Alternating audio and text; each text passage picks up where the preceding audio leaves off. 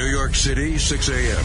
An out-of-control satellite radio show is being broadcasted to millions of Americans. Here we go. Here's the bit. At the controls, Greg Hughes, a father. I would love to say we have the best job in America. Anthony Cumia, an alcoholic. It could be the best thing ever. And Jim Norton, a comedian. Out loud laughs. How do we explain the show? We should start there. Oh, here it is. The three men make up the Opie and Anthony Show, a popular radio program known for its cringe style of entertainment and having very few limits. Oh, shit. This is a freak show. Why would anybody want to come on this show as a guest? Under the right circumstances, something weird could happen. I don't give a fuck. Laugh out loud funny. Which I love. That's what I love. In the past, they have been accused of multiple FCC violations and have even gotten their show suspended from satellite radio. Because when you listen to our show, you know what you get. You know what we are. Everything has to do with cock or balls. You know, the jokes all end up talking about cock and balls. You're a waste of life. Fucking listeners, go fucking die. Excuse me. Everything you are about to hear is real. Real people, real excitement. Wow. Get ready to experience the thrill of a lifetime. This is the Opie and Anthony Show. Morning. Hi, everybody. Wow, do we have a busy show for everybody today. Man, I was up a little late last night watching Egypt just go to shit. It's fun. Any improvement? Good TV. Any improvement? Oh, it's getting crumbling. ugly. It's crumbling by the minute. It was fun watching them throw fire at each other. They just would pick up fire and then throw it at the other people, and then the other people would pick up the pile of fire. I don't know what they were throwing.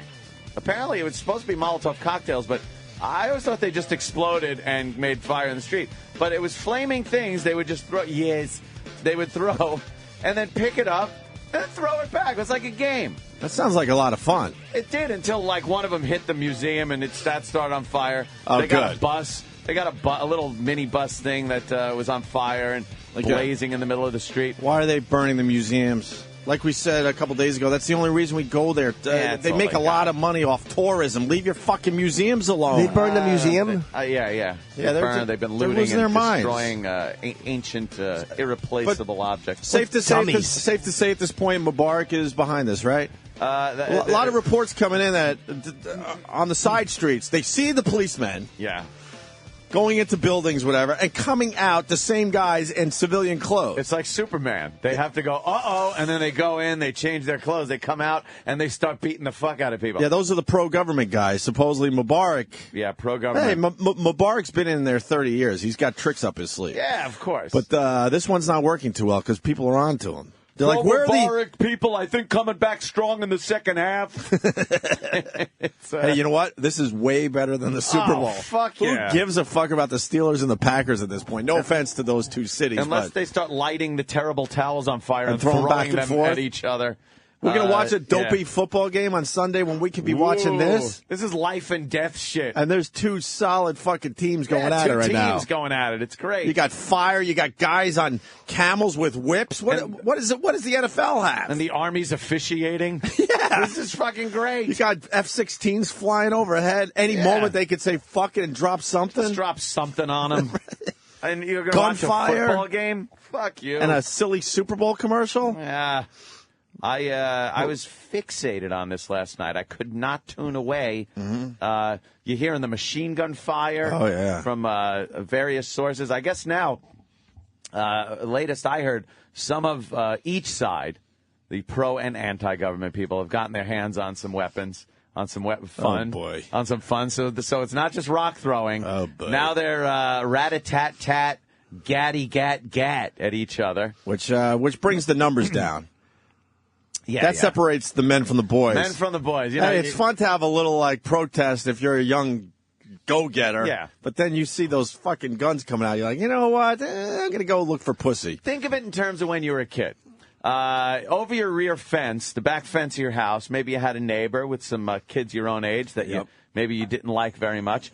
And you would start what is called a dirt bomb fight, where you would pick up dirt that was clumped up and hardened and throw it, and when it would hit, it would just go kind of poof. Why are you explaining that to me? Yeah, I know. Some people might understand. Might not understand what a dirt bomb, because they called them dirt clods. Some people. Did you have moss fields, which made the best dirt bombs? We were lucky enough to have moss.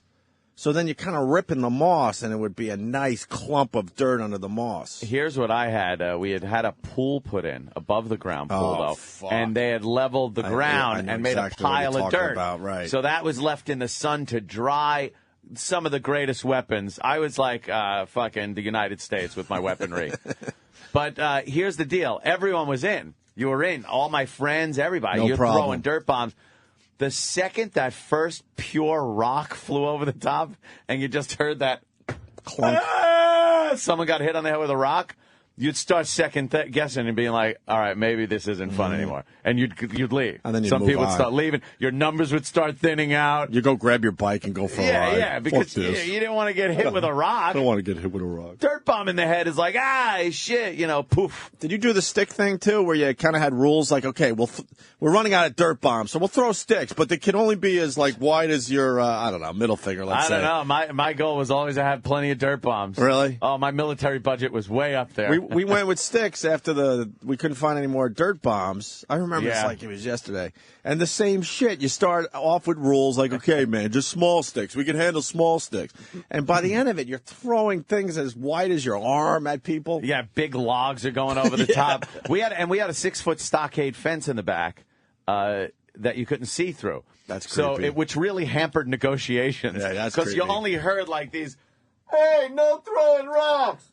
Screw you started throwing rocks. We never throw a rock. There was one in a dirt bomb, maybe, but I was going to fuck you. Well, and then the war starts again. Fuck your government. So if you couldn't see the face of your enemy, it made it that much easier to just lob whatever you could over the top. If you had a little, post and rail fucking 4-foot fence, the guy's right in front of you. So that's what is going on in Cairo. Yeah. In this square. It has turned to a rock. How do you pronounce the square? Tahrir? Tahrir.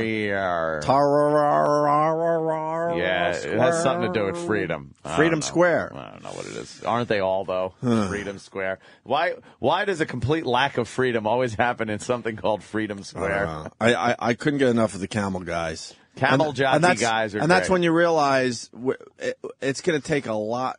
Many more decades before we get along with the rest of the world. We can't relate to a guy in a camel with a whip. Imagine you're walking around Times Square, all of a sudden a guy comes through on a camel riding with a whip. Camel whipping people. You'd be like, what? Really? Really? Is that happening? How does that happen?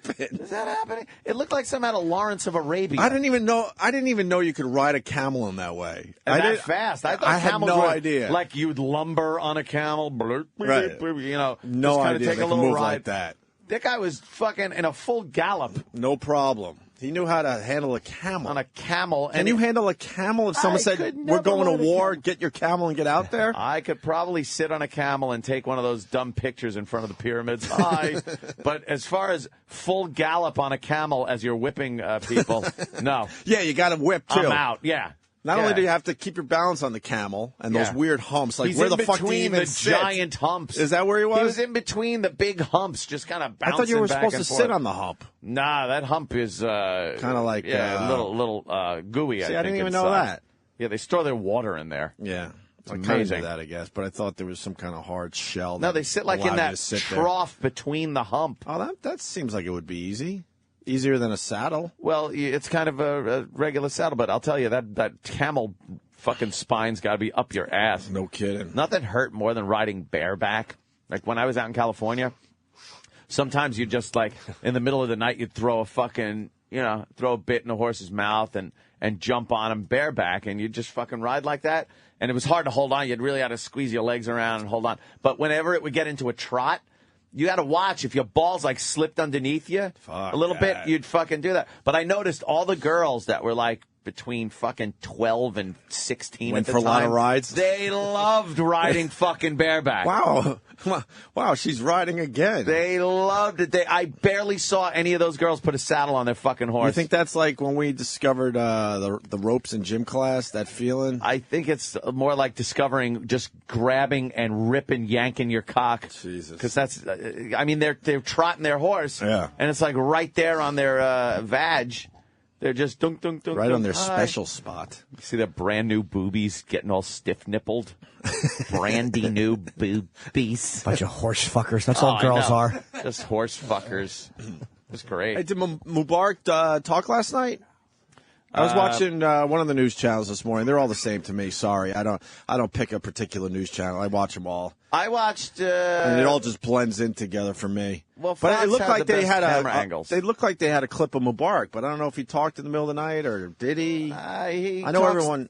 He talks through other people. No, he was in front of a podium. Yeah. I don't know if it was like stock footage. Yeah, it might have been something already. Yeah. I know they were telling everybody just get the fuck out. Tell them get out of the square.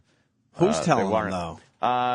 The government, whoever's in charge. So, but it wasn't him directly. Yeah, but they went like the TV station got word from the government. But see, if the military wants to stop this, it's pretty easy. You roll in those tanks. Yeah, but they don't want to.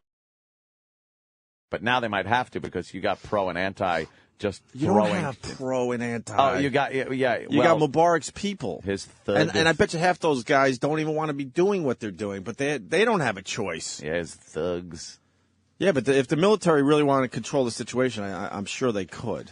Not without some bloodshed, I think. If they just set up a riot line and started pushing into the crowd to make them disperse, right? I think they wouldn't disperse, and I think you'd have to start racking some head. You're right. Yeah. And I guess tomorrow's going to be another big gathering.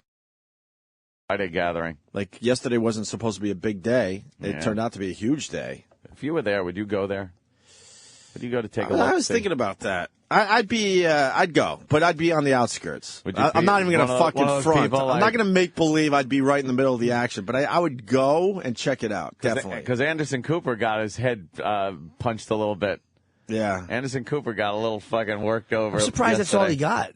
Like, they didn't hurt him badly. They just threw a few punches. But a few punches. They're mad at the Western press because of lies and rumors, and they're saying that the government is they don't seem to be coming out on the side of the government. They seem to be protesters. Yeah. So some of the thugs got up there and shook him up a little bit. I got the audio. Gave him the old what to think about. Well, let's take a listen. It's Anderson Cooper trying to get through the Egyptian crowd while being fucking... Why they punch me and kick me? I'll say it again because it's my favorite term lately. He was getting falcon punched on his way out of the square. Been hit now like 10 times. 11. Yep. The Egyptian soldiers are doing nothing. You know what? Fuck you, Anderson Cooper. They're a little busy. Start swinging. He's hoping an Egyptian soldier, is going to help him. Doing it. He goes, I like when he goes, I've been punched 10 times, and then you hear whack, you hear another punch come in. 11. Right. The soldiers are busy doing other shit. They're not going to protect. They're not there to protect the media. Your white-haired ass. You decide to get your ass in the middle of it because you want to be some kind of rock star for CNN. Yeah, that's your problem. He couldn't stand out anymore with that white hair. I know. He That's really. Just it. He reeks of Western journalist. He sure does.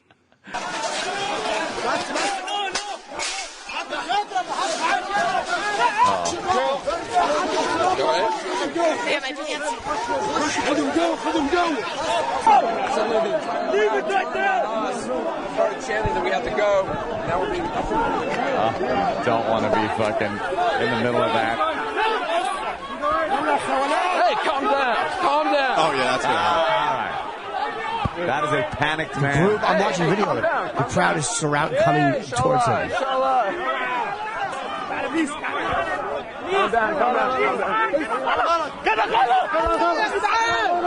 And they're just yelling strange words at you. And they're hitting you. Oh, this is the footage. Some guys trying to help him. They're yelling stuff at him you never want to hear. No, you don't want to hear that tone, that even language. if he's yelling, have a good day in their language, it just always sounds awful. I've never heard happy fucking he's lucky. Arabs. Yes, he is. I mean, the energy and the emotion that that's in these people. He's lucky that they didn't just fucking go way too far with him. Head on a stick, just parading it through the square. Parading the white-headed fucking white-headed skull. fucking Western journalist. He's lucky they don't totally hate Americans as much as a lot of other countries do. Yeah. Because they would have literally beaten him to death right there and set him on fire. Yeah, because most of these people amazing. know that our government has supported Mubarak, so they're confused out there.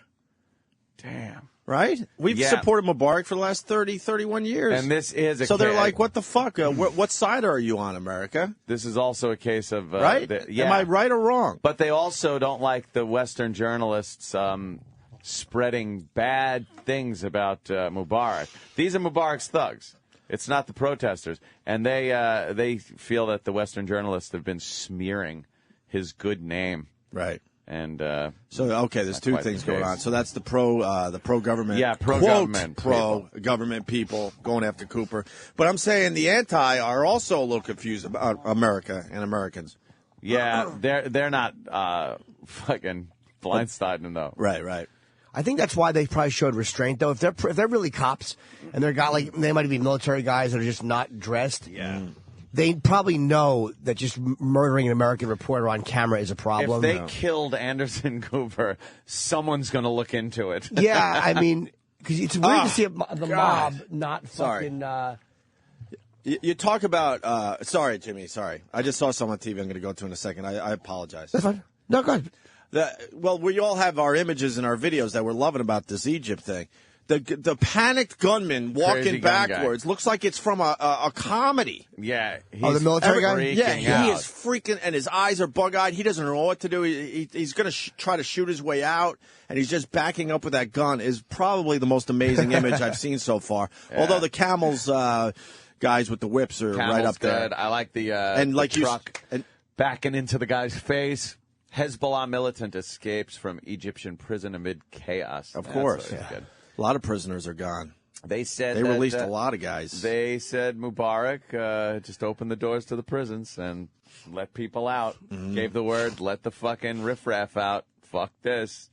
He's definitely not this guy that's going to be like, okay, everything's fine, and not do anything. He's kind of taking it personally. He's really fucking 30 years in power. He's taking it a little personally. Their barricades stink. Dude, those guys in that region all know how to handle their citizens. Saddam knew how to handle his citizens. Yeah. Mubarak knows how to handle his citizens. Mm-hmm. We're nice. We try to be nice. Oh, let's talk it over.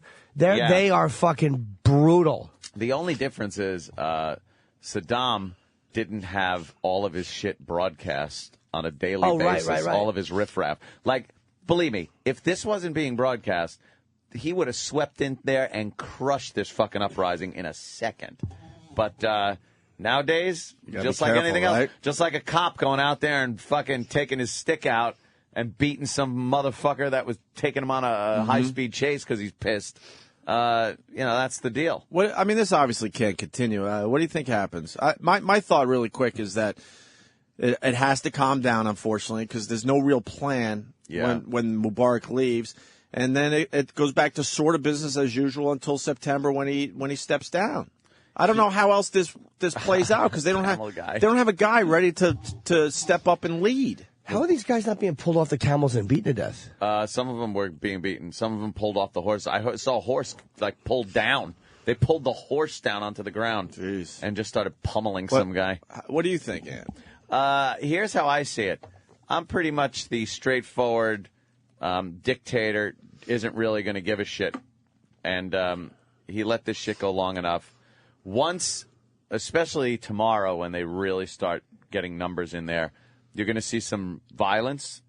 And then that'll give him an excuse to send in his military to quell the violence under the guise of protecting and restoring order. That way he's not going to get shit on by the rest of the world because he can't just sit here and watch his people kill each other. Mm-hmm. So it'll give him an excuse to at least have something to say to the world like, hey, I have to do something and kind of mind your own business. I'm stopping my people from civil war over here. Yeah. So that's what happens. I think by the weekend, the latest, you're going to start seeing the military move in and start really and this clearing thing these starts fucking people out. kind of calming down. Yeah. I think tomorrow's the season finale of this series. Yeah. And then we'll have a couple reunion shows.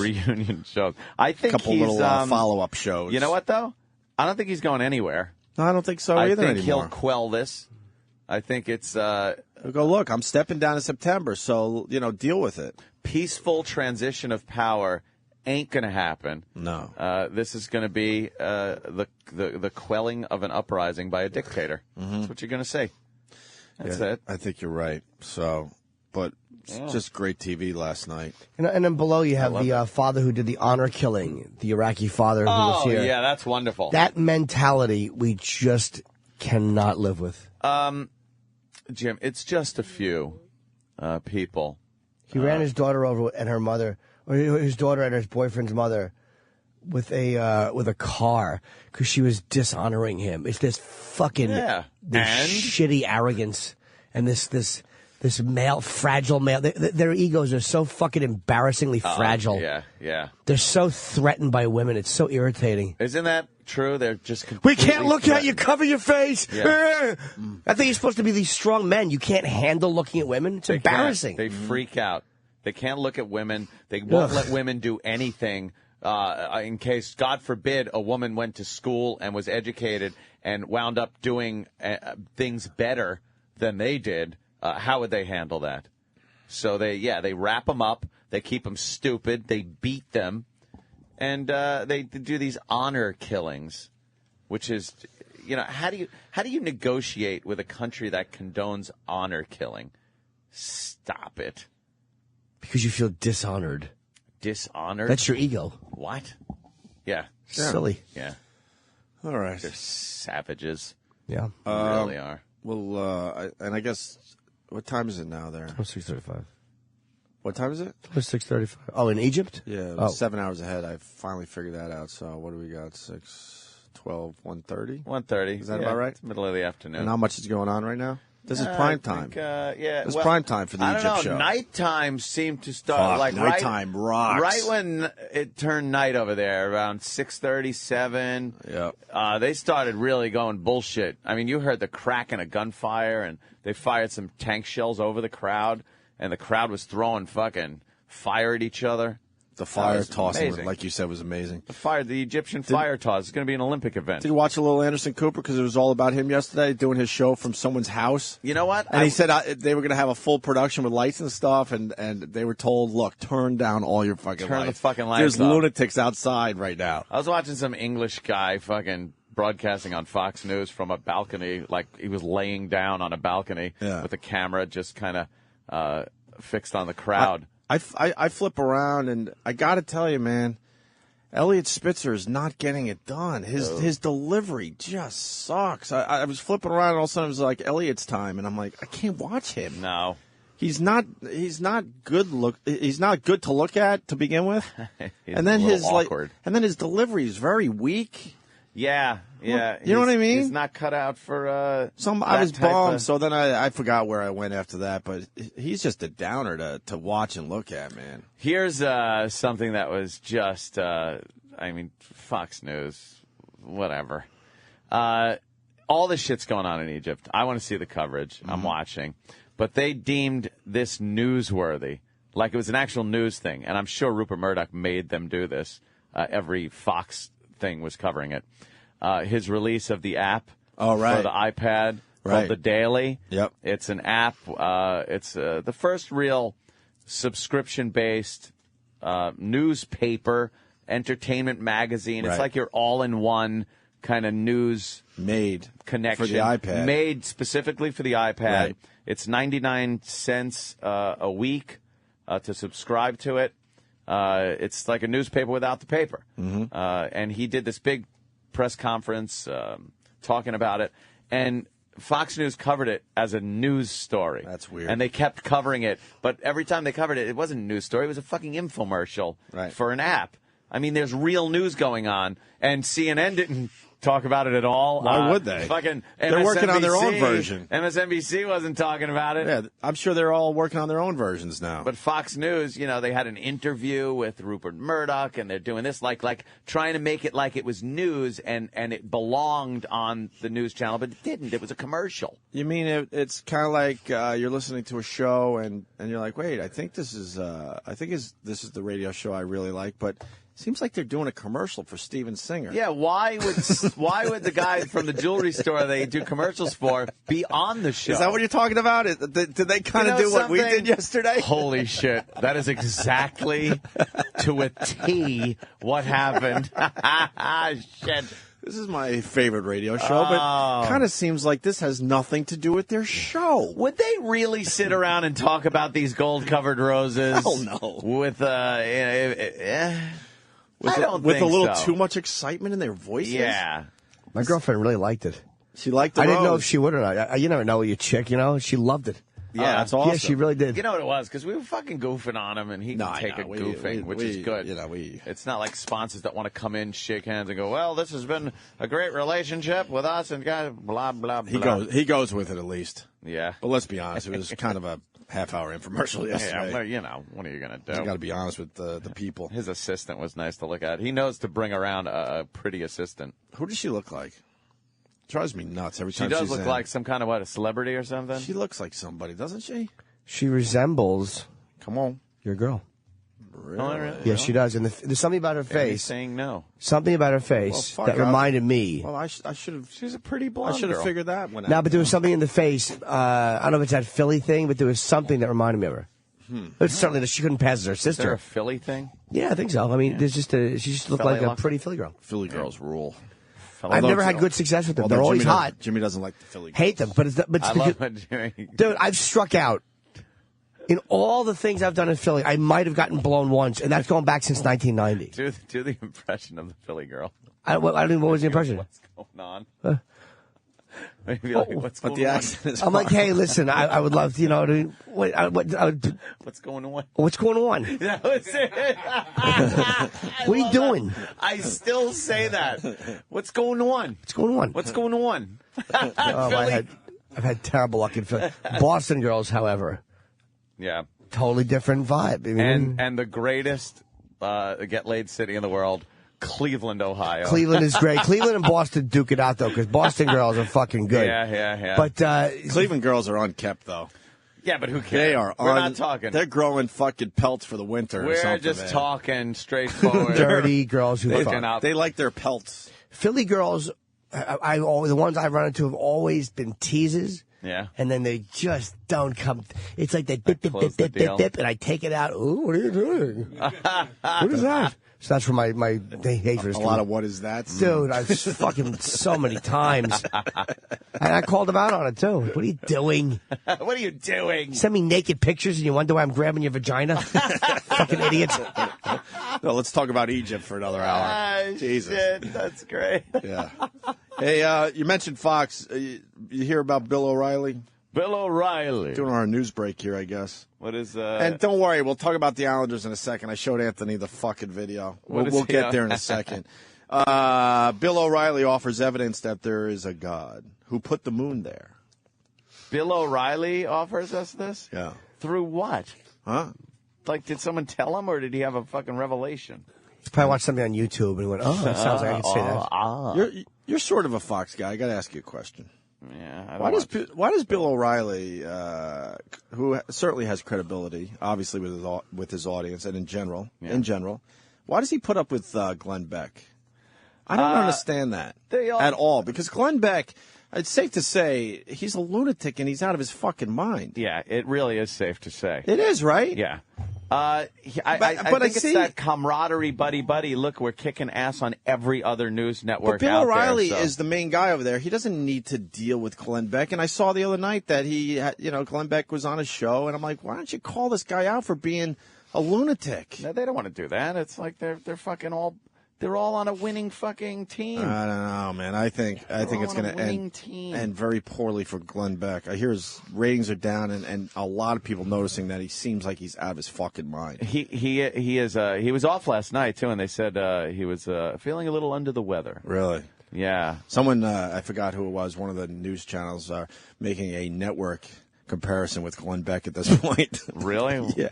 Where you're watching a guy just unravel on TV. I watched Glenn Beck like when he first came on, and it was like, all right, here's a guy, he's another conservative guy, whatever. I'll just listen to his fucking ramblings and shit.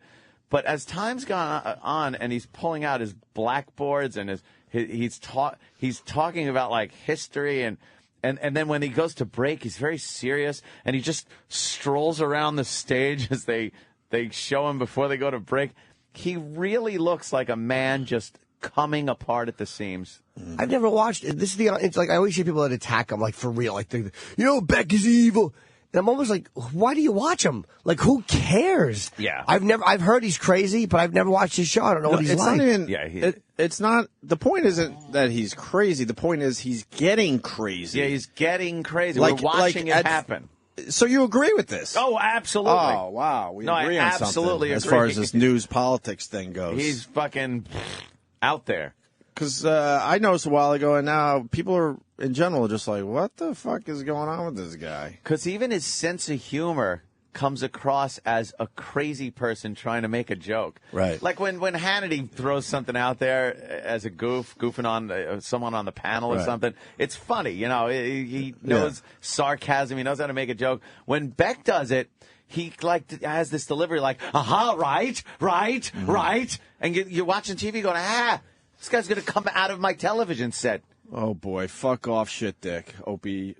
Fuck off, Opie, shit dick. Well, I guess you're a fan of Glenn Beck. Oh, shit dick. No, it is Glenn Beck. So where's the fuck off Anthony, too, because he agrees, asshole? Fuck off me, too. Please, fuck off me, too. Fuck off me, too. Don't you want to get a fuck off as well? It's fun. Come on. To get a fuck off.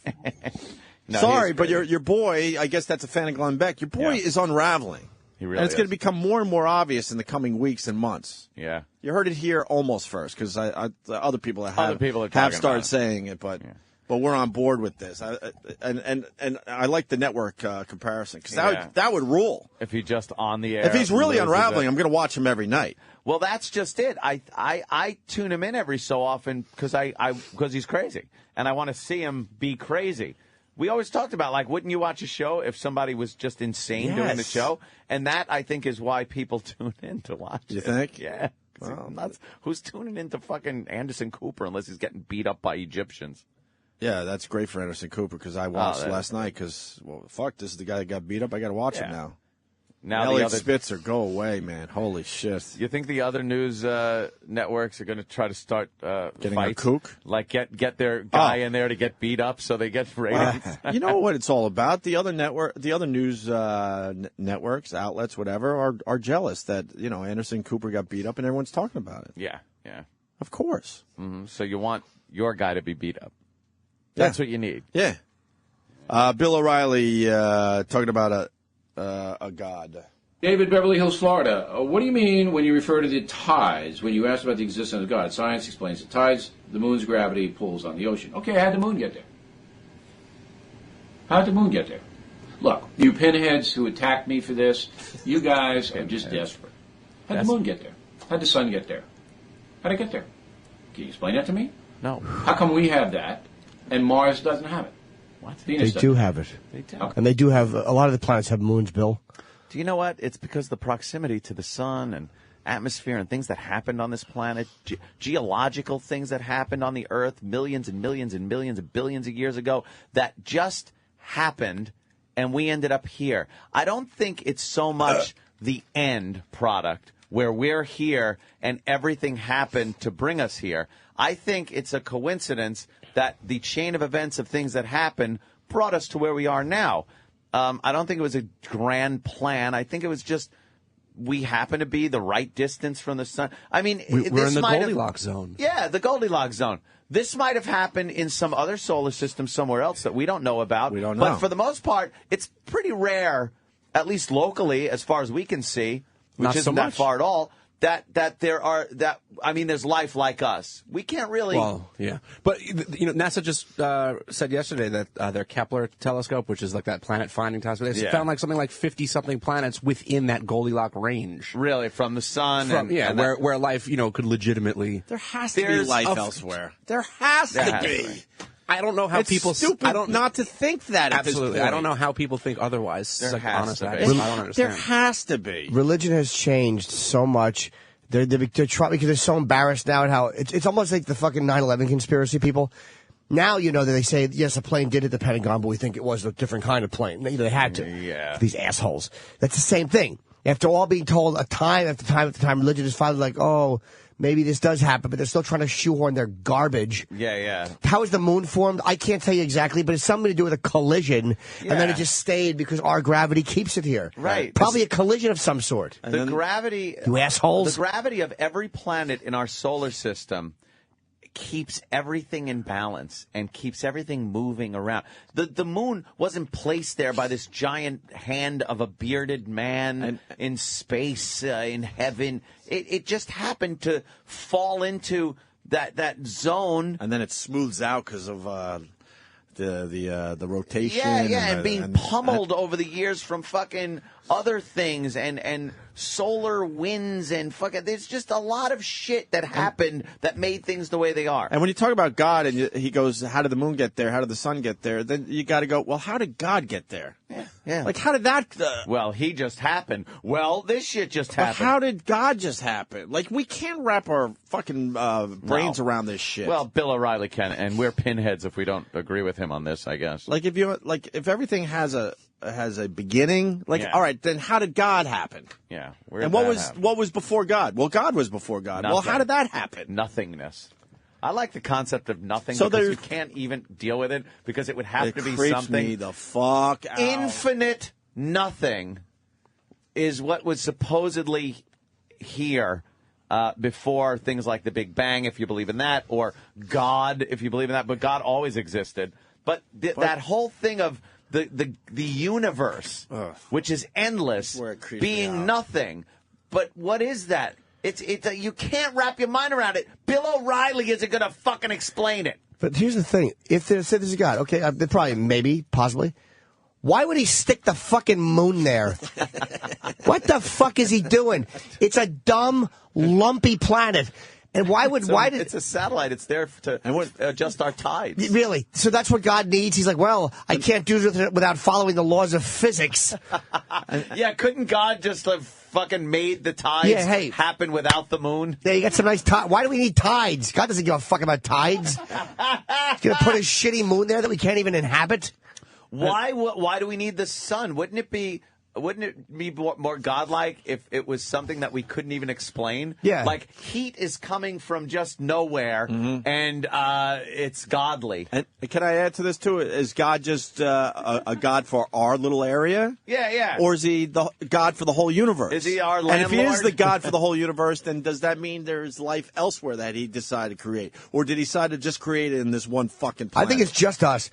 And, you really do? Oh yeah, and when you go like say 9 or 8 billion light years, which is nothing, which is 6 trillion miles per light year. Yeah. And those multi-billion star universes, they mean nothing. They're just window dressing for us religious people. You're just assholes. And we're just fucking pompous assholes as human beings. Not because you believe in God, because I kind of do and I want to. But if you really think that this shit pile is the fucking center of it all, and he stuck some guy with an ark, and he sent all the animals, and you believe that literally, you're a fucking asshole. You're dumb. I love the idea that all the entire endless universe of stars and nebula and everything else is there so we can look up at night and go, ooh, pretty. Yeah, that's really nice. And what do you mean, neutron star? Really, 1 tablespoon weighs as much as a mountain? Well, yeah, God did that for a reason. It has nothing to do with us. That's just for us to talk about someday. Yeah, it's for us to chat. That's what bothers me. It's how they stick their stupid faces in the sand in the faces of every other bit of evidence. Science, though, like Danny was saying, science is put there to trick us, to test our faith. It's just shit. Science. Haven't you ever seen Contact with Jodie Foster? Exactly. That was very good. But see, that's closed-minded too, because can't God just be the ultimate scientist? Of course. So I hate when the God people go against the science people. It's like, why can't you just go, well, God was the ultimate scientist? Well, it's and we're hard- just learning what he fucking knows and did. Well, the same group They got to keep your mind open. that dunked women to see if they were witches. Right. I mean, you really expect logic What's out of them? that? A few hundred. Those are galaxies. Those are What do you mean galaxies. galaxies? That's a deep field shot from Hubble. Right. That's So not just one area? No. Well, it's one little piece of the sky. One little piece, and those are Those are not stars. They're Those galaxies. are galaxies with billions of suns in them. In each one. In each one. Billions of suns. Our stupid existence means nothing. Nothing. This is just a bunch of fucking horseshit. We're hurtling through the cosmos. We're a piece of shit. But our tiny little brain means nothing. Nothing. Our lives mean nothing. Not a thing. Maybe, let's just say he did take 7 If we days. all killed ourselves today, it wouldn't mean anything in the No, end. nothing. Let's say God did take Holy 7 days. shit. It's 7 days that he forgot about. It's like an art project you do when you're 6, and you forget about it. We're a lump of fucking clay. He's like, all right, let's see how this goes, and he just moved on. But then you have to go into the definition of a day. What was a day back then? What was a day back Well, then? Because he didn't invent anything yet. Well, it's got to be the one Or create rotation of the anything, I should planet, say. because that's how the Almighty would do it when One the planet rotation spins. of our planet, by Sure, the way. yeah, Of Earth around the spinning around its Not axis. Jupiter, not Jupiter, which spins in 10 hours. Jupiter is Satan's planet. Yeah. No, it's hours. 20. What a coinkadink. We're It very really lucky. is. Yeah, a day for him before he even made Earth and the sun. Can we go back to O'Reilly? Let's start over. Bill O'Reilly. Yeah, let's hear O'Reilly. This is O'Reilly. Now, the O'Reilly people are going to be mad at us. The Glenn Beck people are mad at us. The point, and Ant made it very well, when Glenn Beck first started, okay. Yeah. But something's going on with Glenn Beck. That's all I'm saying. Something's Because these people happening. are coming out of the woodwork like, honestly, the guy, a lot of the stuff he predicted is happening and all that. But I'm telling you, there's something going on with him. Look at his eyes. Crazy. He's slowly He's losing it. That's all I'm unraveling. saying. I don't know what he was like a year ago, 2 years ago. He's unraveling a bit. Here's Bill O'Reilly and the moon and God. Bill O'Reilly. Shit. David, Beverly Hills, Florida. What do you mean when you refer to the tides? When you ask about the existence of God, science explains the tides, the moon's gravity pulls on the ocean. Okay, how'd the moon get there? How'd the moon get there? Look, you pinheads who attacked me for this, you guys are just desperate. How'd the moon get there? How'd the sun get there? How'd it get there? Can you pause that real quick? Answer him. Yeah. Yes, as a result of what we think was the Big Bang, and how the same fucking kind of lineup in 5 billion other galaxies got there. Yeah. That's how it got here through the Big Bang and probably a collision of some sort. Cosmic debris. Cosmic debris. Cosmic debris coming together based on mass, which is gravity, pulling other debris around it. And then as things start cooling, spinning, forms spheres, and those things start spinning, and that's how things get there. And then other things hit other things, break off chunks. That makes meteors and satellites around planets that are moons and things. What do you think? The sun comes from a chemical reaction. Hydrogen, helium, nuclear reactions. That's how it gets there. It's based on science. Bill, is that a pinhead? You dolt. Oh, a magic man put it there. A magical man.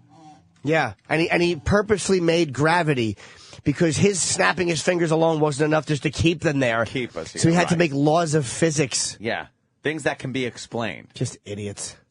That's a cool Had moon. enough. I really had enough. God, that's what the moon looks like? No, That's a moon of Saturn, I believe. Oh, no Saturn's kidding. moon, Yeah, it's a big chunk got taken out What? by Why it. did he at put? that crater. Why did God Looks like stick a that Death Star. hunk of shit there? Damn. Wow, look at that. Could somebody ask God what the fuck that's doing there? That moon needs Accutane. Wow. Or a bra. Yeah, it's got a tit. It is a big tit. That moon's been doing a little too much crystal meth. Yeah. It's got Wow. Those moons get beat up back there.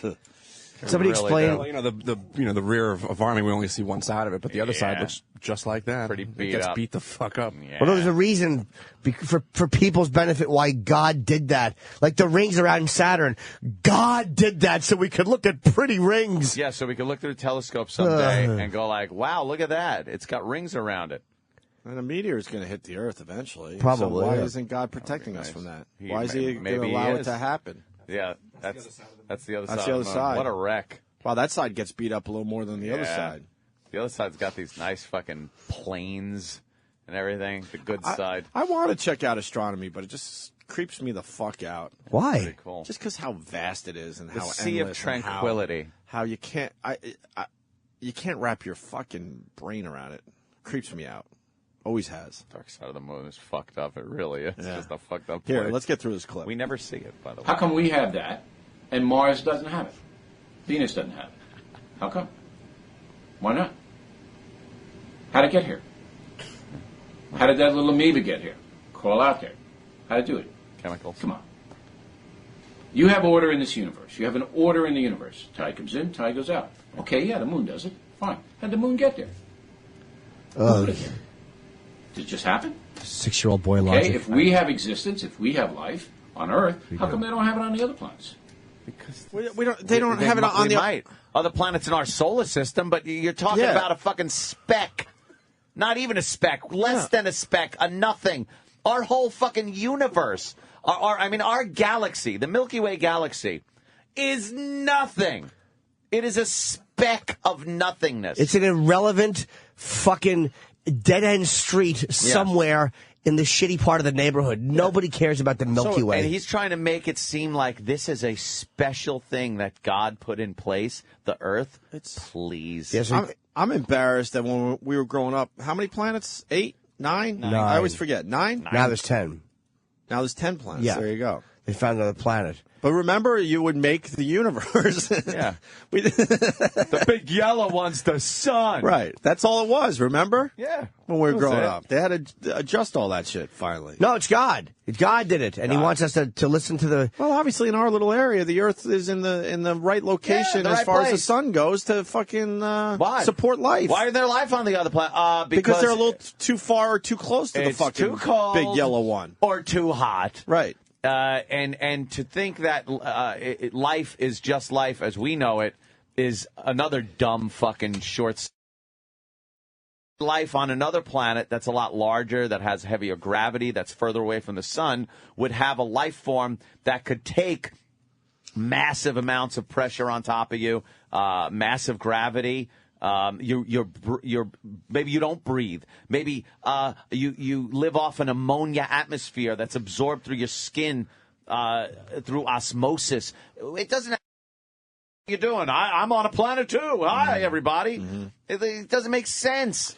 Who explained if like aliens put a probe in the middle of the desert, they would go back to their planet or whatever and go, no life on Earth. We didn't see it. If you sent a probe to Earth from another planet and it hit the South Pole during the brink of a horrific winter down there when it's tilted completely away from the sun, you'd be like, you would go back and say, "There's no way there could be life on this fucking live planet." There. The planet, wow, it's freezing cold. You wouldn't want to go there. We've taken a couple shots with the probes. Yeah, How do we even know we hit the right areas? Might not hit the right to spot. really know exactly what's going on with those planets. But if they hit the South Pole, they'd find water. That's what we always look for, is the possibility but maybe of water. water's fucking poison for them. Maybe water is horrible for them. It's like, this planet has water. Oh, boy. There's no way life could exist there. It's got that water stuff It'd be on like us finding a planet just covered in cum. Yeah. That's no good. Let's invade this delicious planet. Why isn't anyone living on this delicious planet? Use Jesus. Planet Bukkake 2. Here's the rest of the Bill O'Reilly clip. Were we just lucky? Some meteor do this? Probably. Yeah. I see this stuff. It's desperate.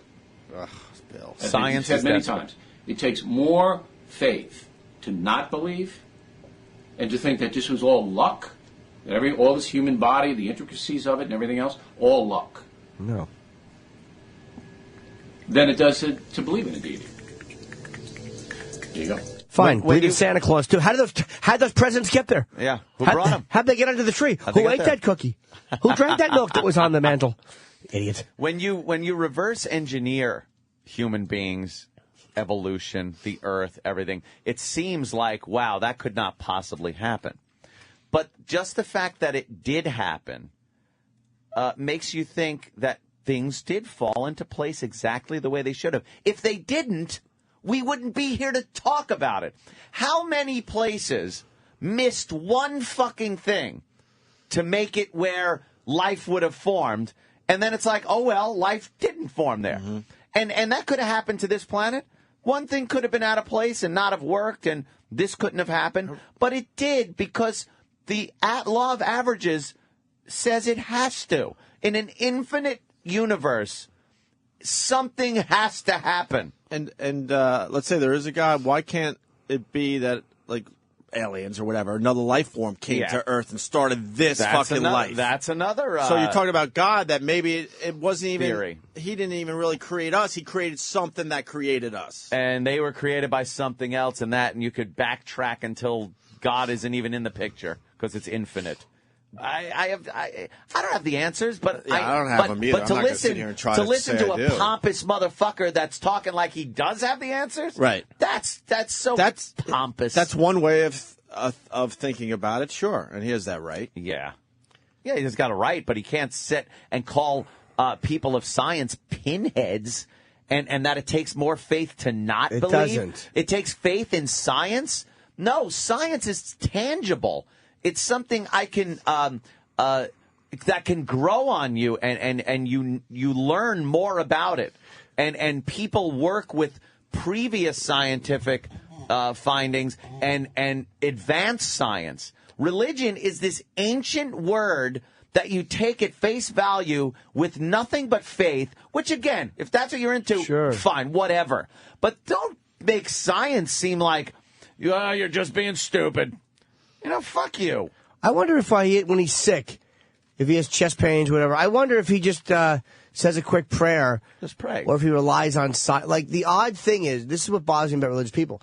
They understand science is here to help us, because most of them, when they break their leg, they don't just look up at heaven and go, could ye heal me? Fix thine leg. They rely on science. They rely on microbiology and all these things that we all rely on. Mm-hmm. But when it comes to the explanation of their being, science is no good. No. It's fucking childish 6-year-old logic.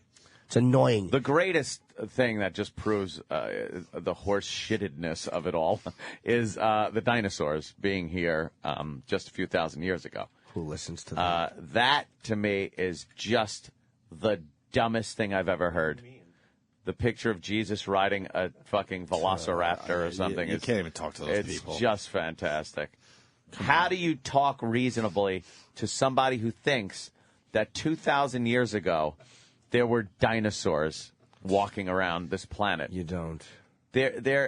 Why wouldn't there be a mummified dinosaur? Why wouldn't somebody in Egypt have taken a dead dinosaur and mummified it like they did cats, dogs, people, any other fucking animal?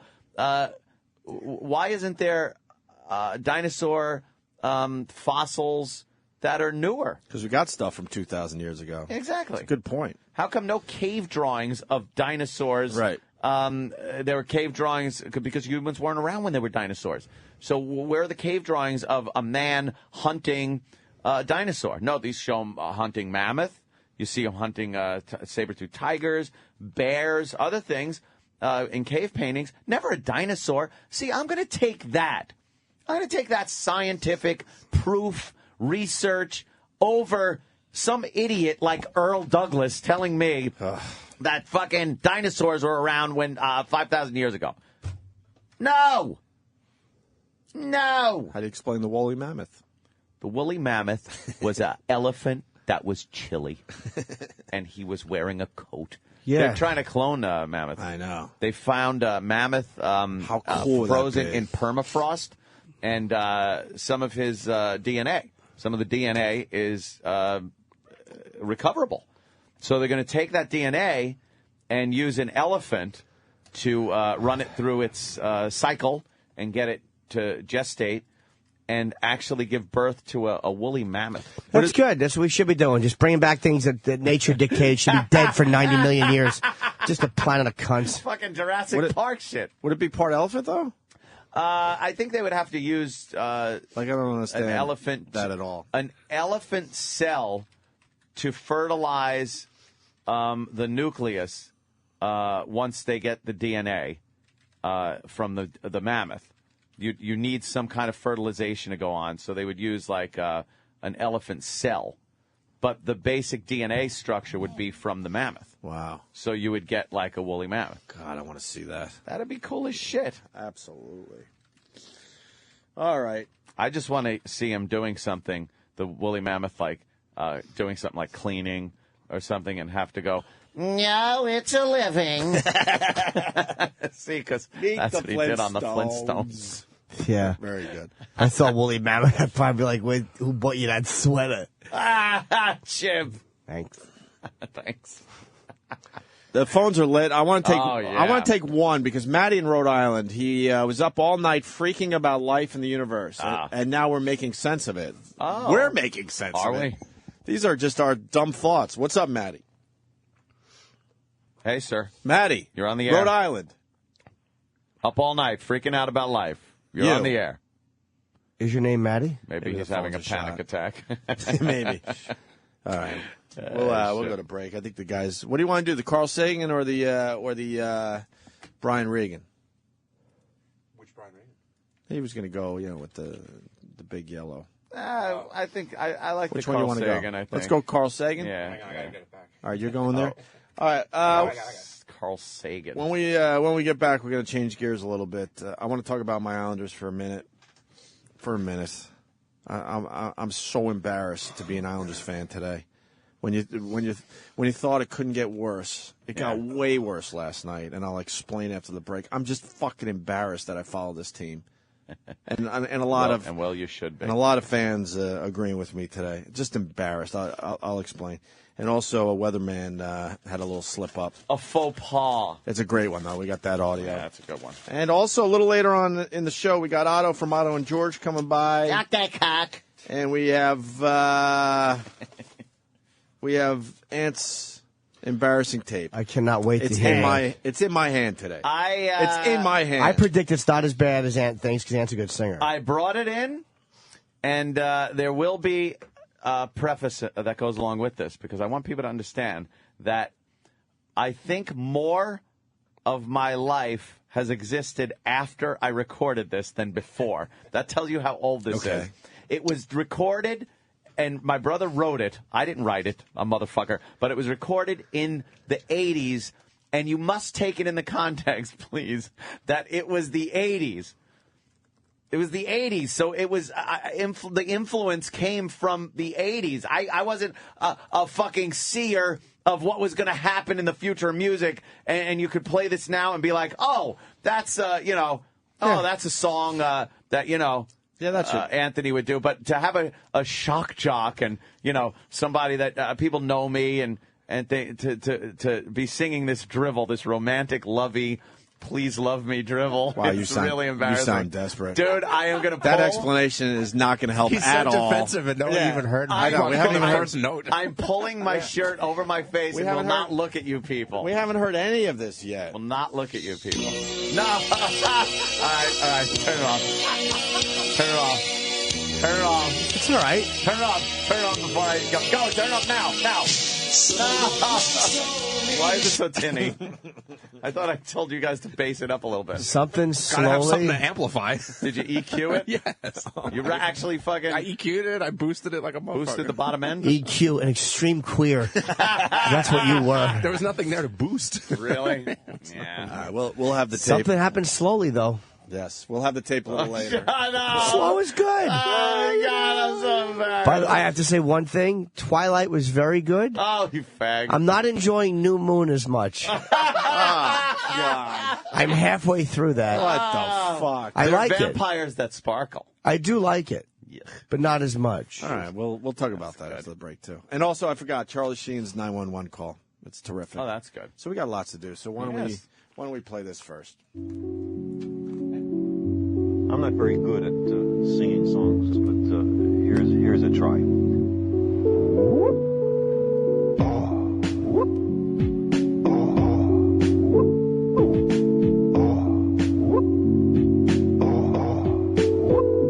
If you wish to make an apple pie from scratch,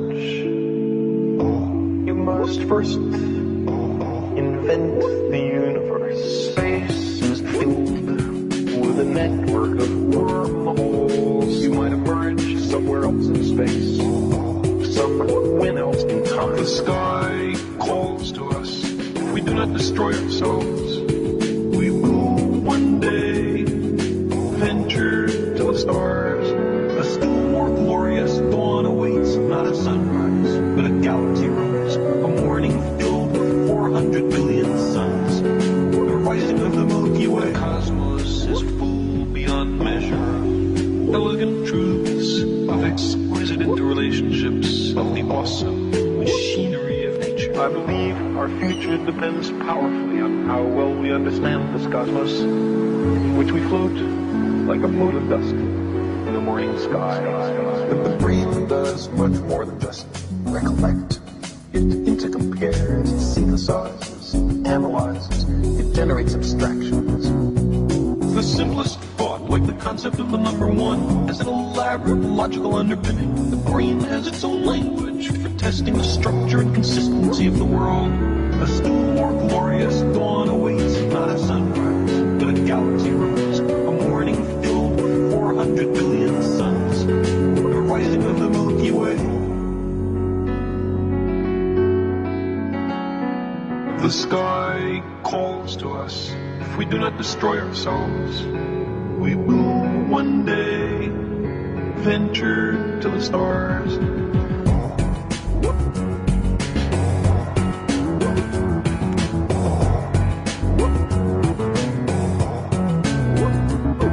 For thousands of years, people have wondered about the universe. Did it stretch out forever, or was there a limit?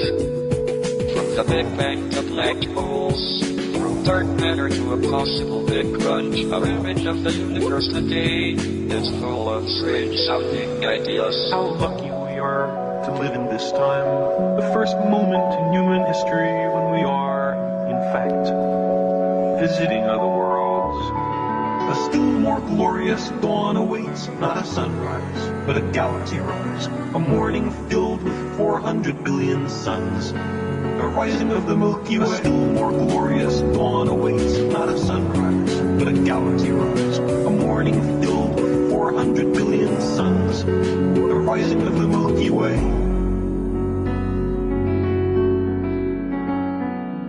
The surface of the Earth is the shore of a cosmic ocean.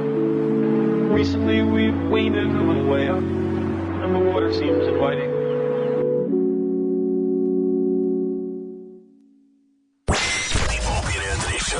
This is the Opie and Anthony Show. Opie and Anthony on the virus. Sirius XM. The Opie and Anthony Show. The Opie and Anthony Show. Damn it. On the virus. Sirius XM. Busy show today. Opie and Anthony. Thanks for checking us out. Busy show as well tomorrow. Indeed. You got to watch Transdescent Man. Am I saying that right? Transdescent Man, I believe. Transsexual man. Transsexual man. Please watch that movie tonight.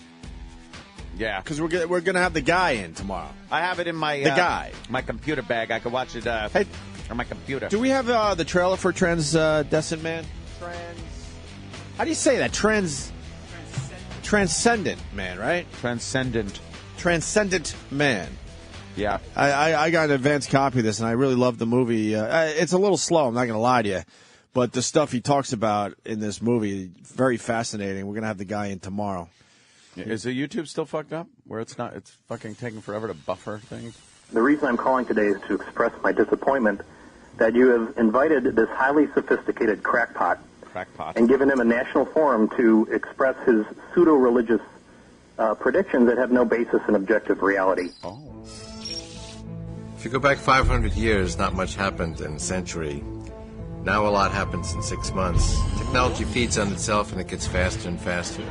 It's going to continue. In about 40 years, it's going to be moving so fast, the pace of change is going to be so astonishingly quick that you won't be able to follow it unless you enhance your own intelligence by merging with the intelligent technology we created. The board. This guy is freaky. He says computers will have consciousness in just 25 years.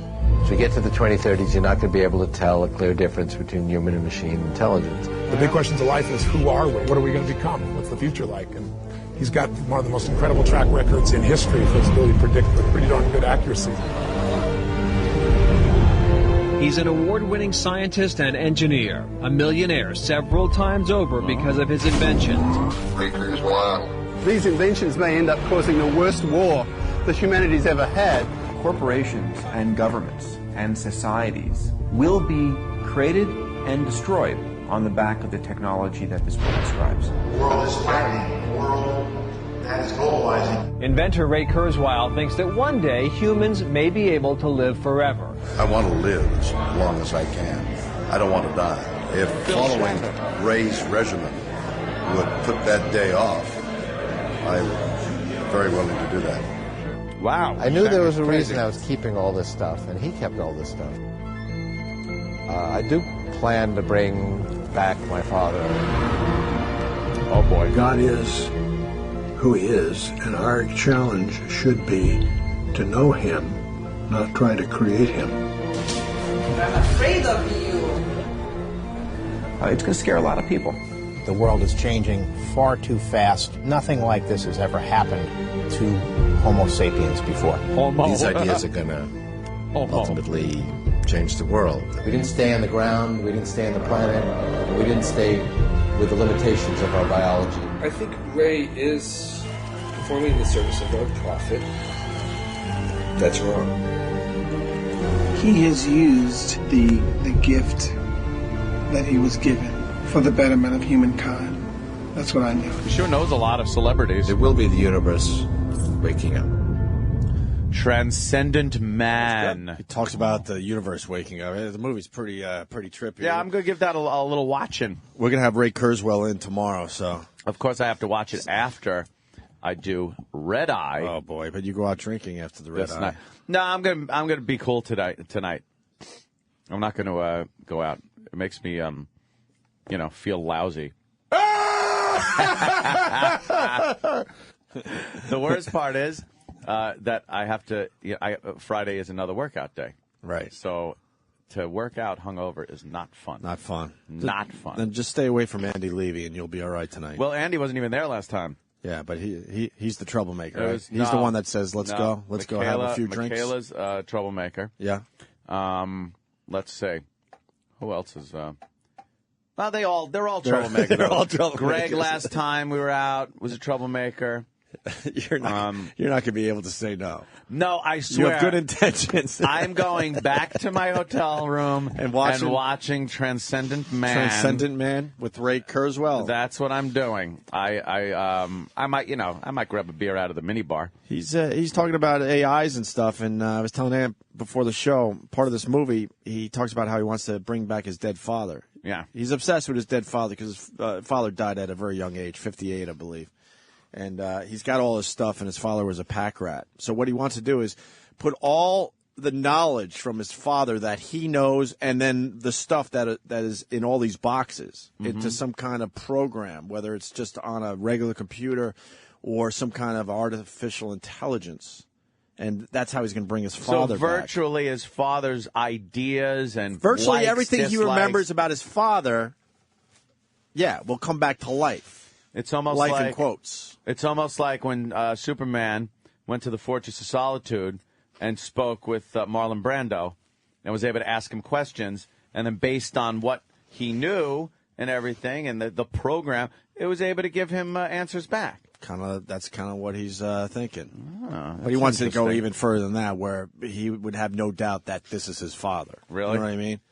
But you know what you know, so it's not far-fetched to put everything you know into some kind of program or some kind of website or something, and that's sort of you online. How do you put an affinity for drunk driving into a program? Because I'd like to bring my dad back.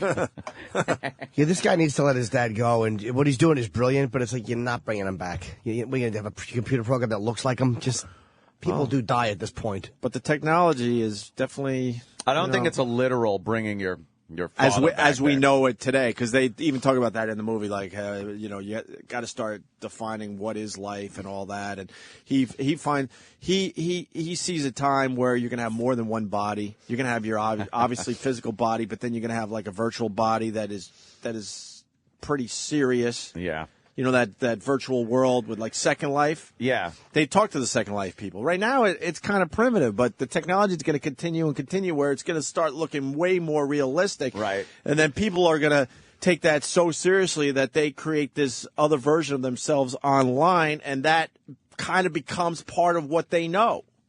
So what you're saying is, okay, let's say we do. I've always thought we were going to be partial with computers as well. I think it's a part of evolution. And just like, we were at one point amoebas and slime, and now we're this. Mm-hmm. So if you become, like, say, part computer and your body breaks down, do you just kind of hang out there in that form, and then the new body comes along and you go in that? I wonder how that works. Or they just regenerate your other body? I don't know. I mean, you got to wait for the technology Yeah, to that's keep on just growing it. and stuff. But there are people right now that care way more about their lives online than in the physical world. Oh, yeah. They camp out in front of their computers and they're on these games like I don't know them, to be honest with you, but Second Life certainly. Yeah, we Second all know. Life, EverQuest, and all World of that. Warcraft, like all those role-playing games where your characters are built up and have skill levels and you've created it. But people have taken it so far that they would rather live in that virtual reality than in the real world. More exciting and a lot more yeah, fun. they'd rather spend 12, 16 hours a day doing that than walking around and living life. By the way, is there a peripheral I could plug into the computer that's a little catapult that could launch a plate of spaghetti against the wall? Because that would really bring back dear old dad. No, you just put a screen on the wall. Yeah. Why you don't have to go through all that virtual spaghetti on the wall. And they can put virtual floors, and you'll see little water teardrops from Faggot's face falling. Yes, Dan. That's maybe you can get that for your Kinect. Where you just kind of motion that you're throwing spaghetti against the wall. Yeah. And on the TV, it'll look like you did. It'll look like spaghetti launch. That sounds like a great iPad app. It's spaghetti launch. Try to avoid Dad's throwing spaghetti at you. Did he throw it at you? No, he threw it at the wall. I think he was going for the phone. Why? Was Mom's special friend calling? No. I think it was just Mom's special friend. I think it was just a good target. Something to zero in on, Was he drunk when he did it? I would gather, yeah, probably. Who else would throw a plate of spaghetti against the wall? Somebody with reflux? Yeah, maybe the sauce wasn't good. Hey, Mom. Movie also talks about, I forget, like less than 50 years ago, how computers obviously completely took over this room. We all know that. Yes, filled a room. And then he explains the ENIAC. The power of that computer compared to the cell phone. You can't even compare it. The cell phone way more powerful than a mere 40, 50 years ago. These computers that took up way more than one room, actually. Yeah. And things continue to get smaller and smaller and smaller. And then he talked about how, the Google and all that. The Google. There'll be some kind of a attachment, whether it's implanted in your brain or you put it right on the side of your brain. See, that's the big Do you believe in that point shit? Right now. Yeah, I mean, when you think about the internet and how far you've come in just the last 15 years, you go, well, where's it going? I mean, look at this guy. Look at his advancements. I called that. I was like, dude, there's going to be internet in your brain, like where you just think about shit and you get the answers. Right. But some kind of electrode, and then the Google's right there. In your fucking it's brain. going to happen. Here's the problem. I think the thing. But there's going to be steps between what we just said and what we have today, obviously. But there is a problem because we have the computing power, and it goes up leaps and bounds every fucking year. It's amazing. Not even every year, like every 6 months, every 6 whatever months. it is. But we've pretty much stuck to the same basic interface between man and computer. It hasn't changed since the fucking typewriter. I mean, we're still keying in. Yeah, we got touchpads and stuff, but you're still using a virtual keyboard. But where does it go? For input. And technology has to keep it's advancing. It's always been this mechanical input to computers.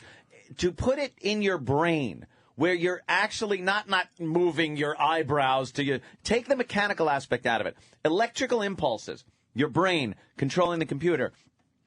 You really don't have that much control to not put things in or think about certain things. Mm-hmm. Like, how do you get the self-control and discipline to not put your most horrible secrets online because you thought about it wrong? God, can you imagine? Like, how do you get that kind of discipline? Like, don't think about it. Don't think about it. Oh, fuck, I just thought about it. And now it's out there. Maybe you can't. Maybe that's why every report of aliens is there a certain way.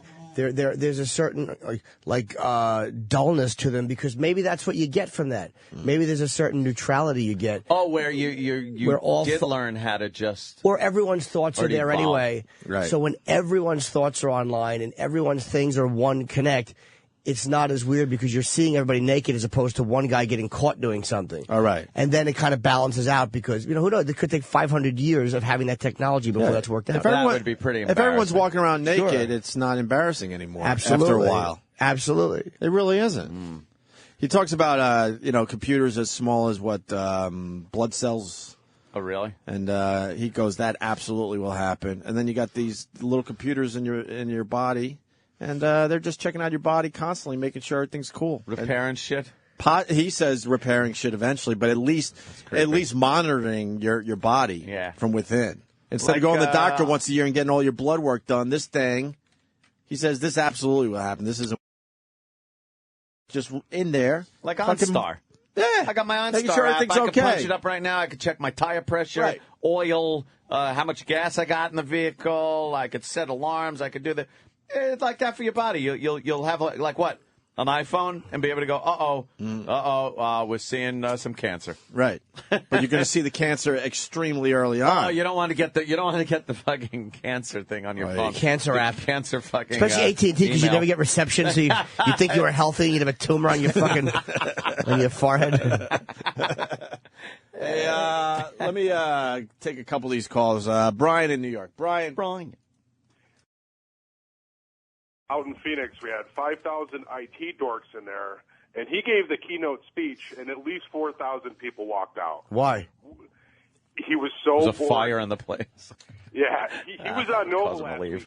Ask him about his pills. He was eating a bowl of pills. I guess he eats 150 vitamins and supplements. At least. I think the movie said over 200 a day. That's crazy. He's just sitting around popping pills all day long. He's a bore. I mean, the movie... it was interesting, but he's not. He's a little long-winded. Not a How long did he talk speaker.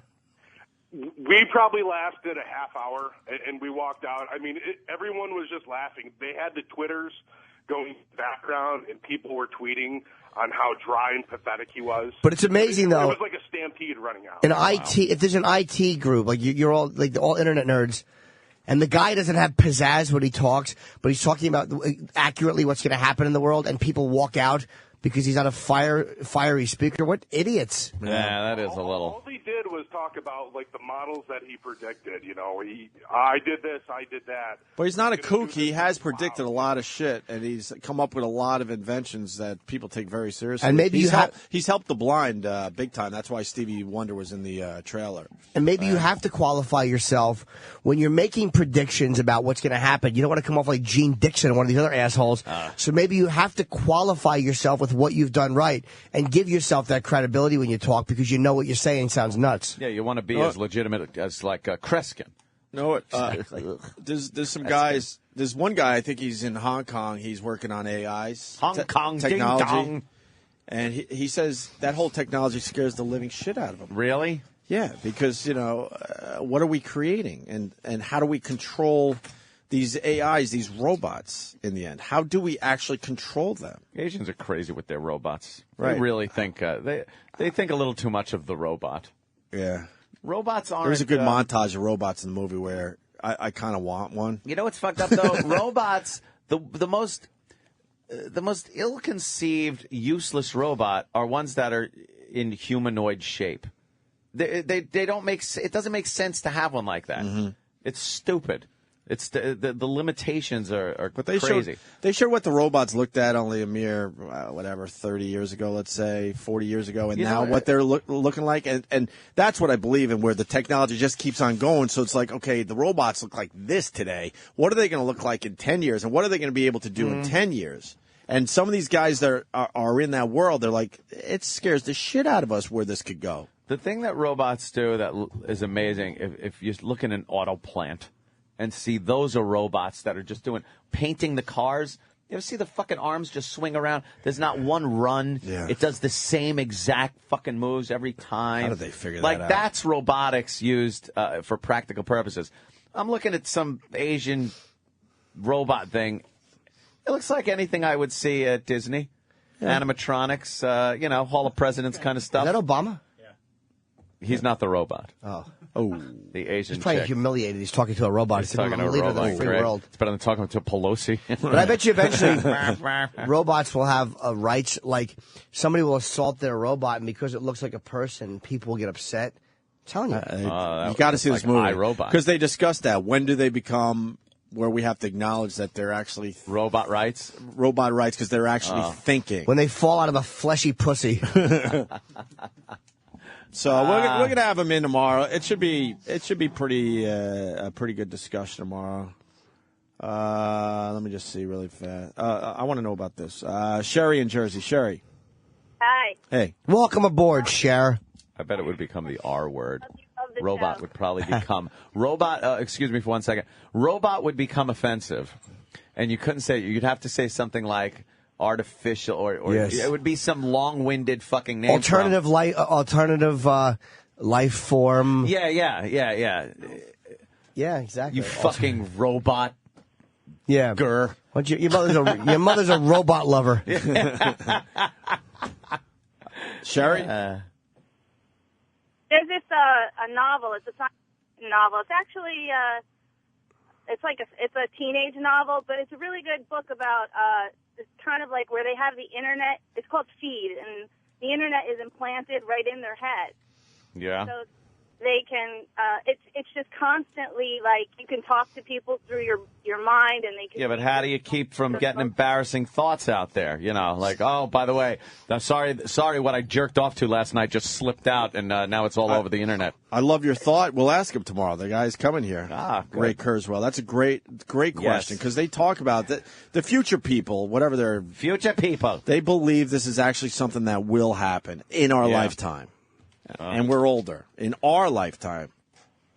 But they get so dependent on it in the book that they keep, like even doctors can't speak normal anymore. They're like, hand me that thingy, and they just it's like so reliant on this feed, and it's basically the internet inside your head. It's a really cool book. All right, I'll take a peek at that. Thanks, Sherry. The suspect was described as an electronic American. It would be an electronic American.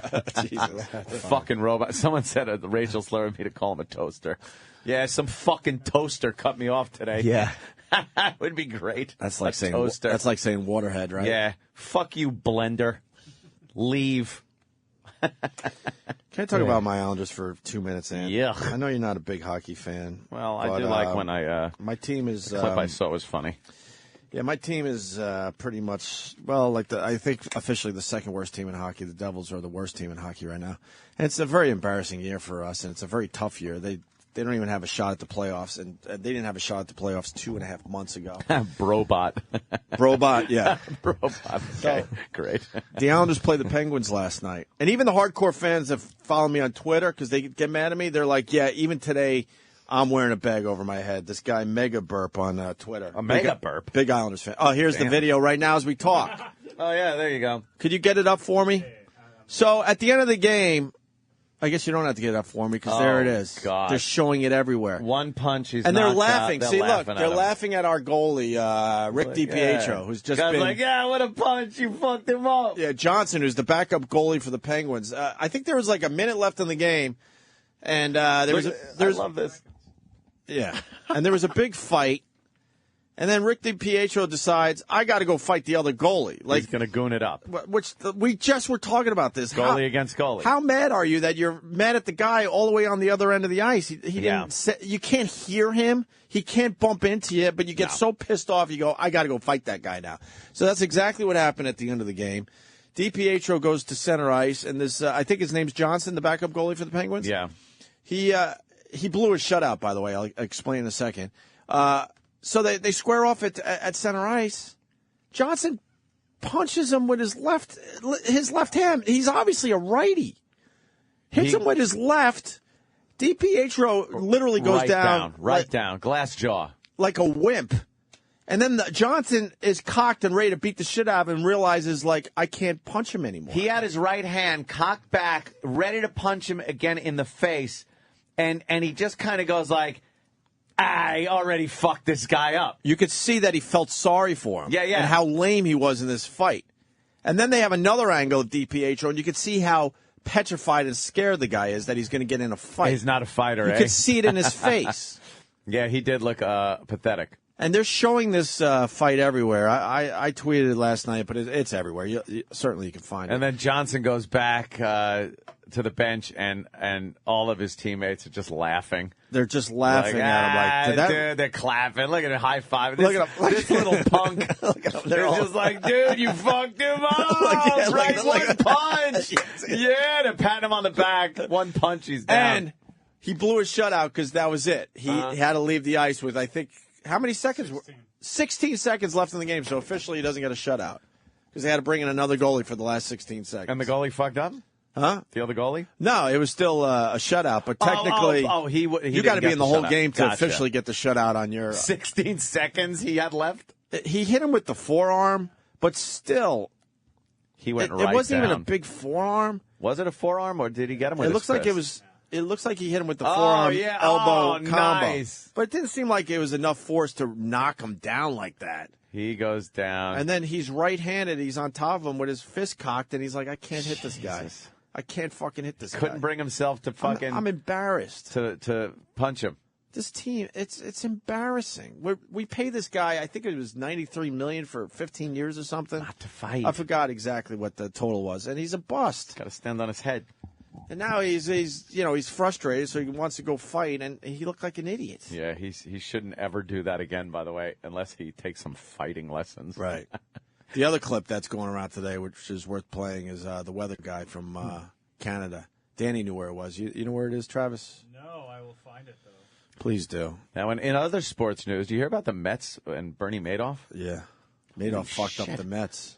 They would have these... Wilpon's got to sell. They'd have these giant contracts for these players, and the money that they pay the players with, instead of just having it sit, they would invest it with Bernie Madoff. And then pay the players. Right. With some of the proceeds and make money off of this money that they're paying the players with.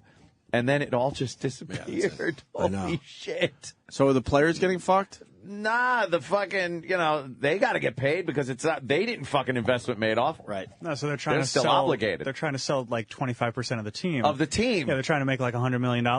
But who's going to pay $100 million to get 25% of the team? You don't even have a controlling interest in the team. So what ends up happening in the end? That's still all up in the air. Mark Cuban, I saw in the paper today. I love Mark Cuban. He's done our show. Yeah, that guy knows how to run a sports team. Of course, the but you wouldn't even get to run. He said no controlling but interest. He goes, call me. He told the Mets, call me. Yeah, give me a call. Because but if they're so desperate, couldn't Wilpon sell the majority? Sure, they could sell 51%. That's what he might have story to. Last week that Martin Luther King III wants to buy the Mets. The fuck does he know about sports? But he wants to buy. Maybe he does know about sports. I have a dream today that the Mets will make the playoffs. I've seen the mountaintop. Yeah, do you? He does. That a team will not be judged by the color of their uniforms, but by the content of their batting average. I'm ripping off my father.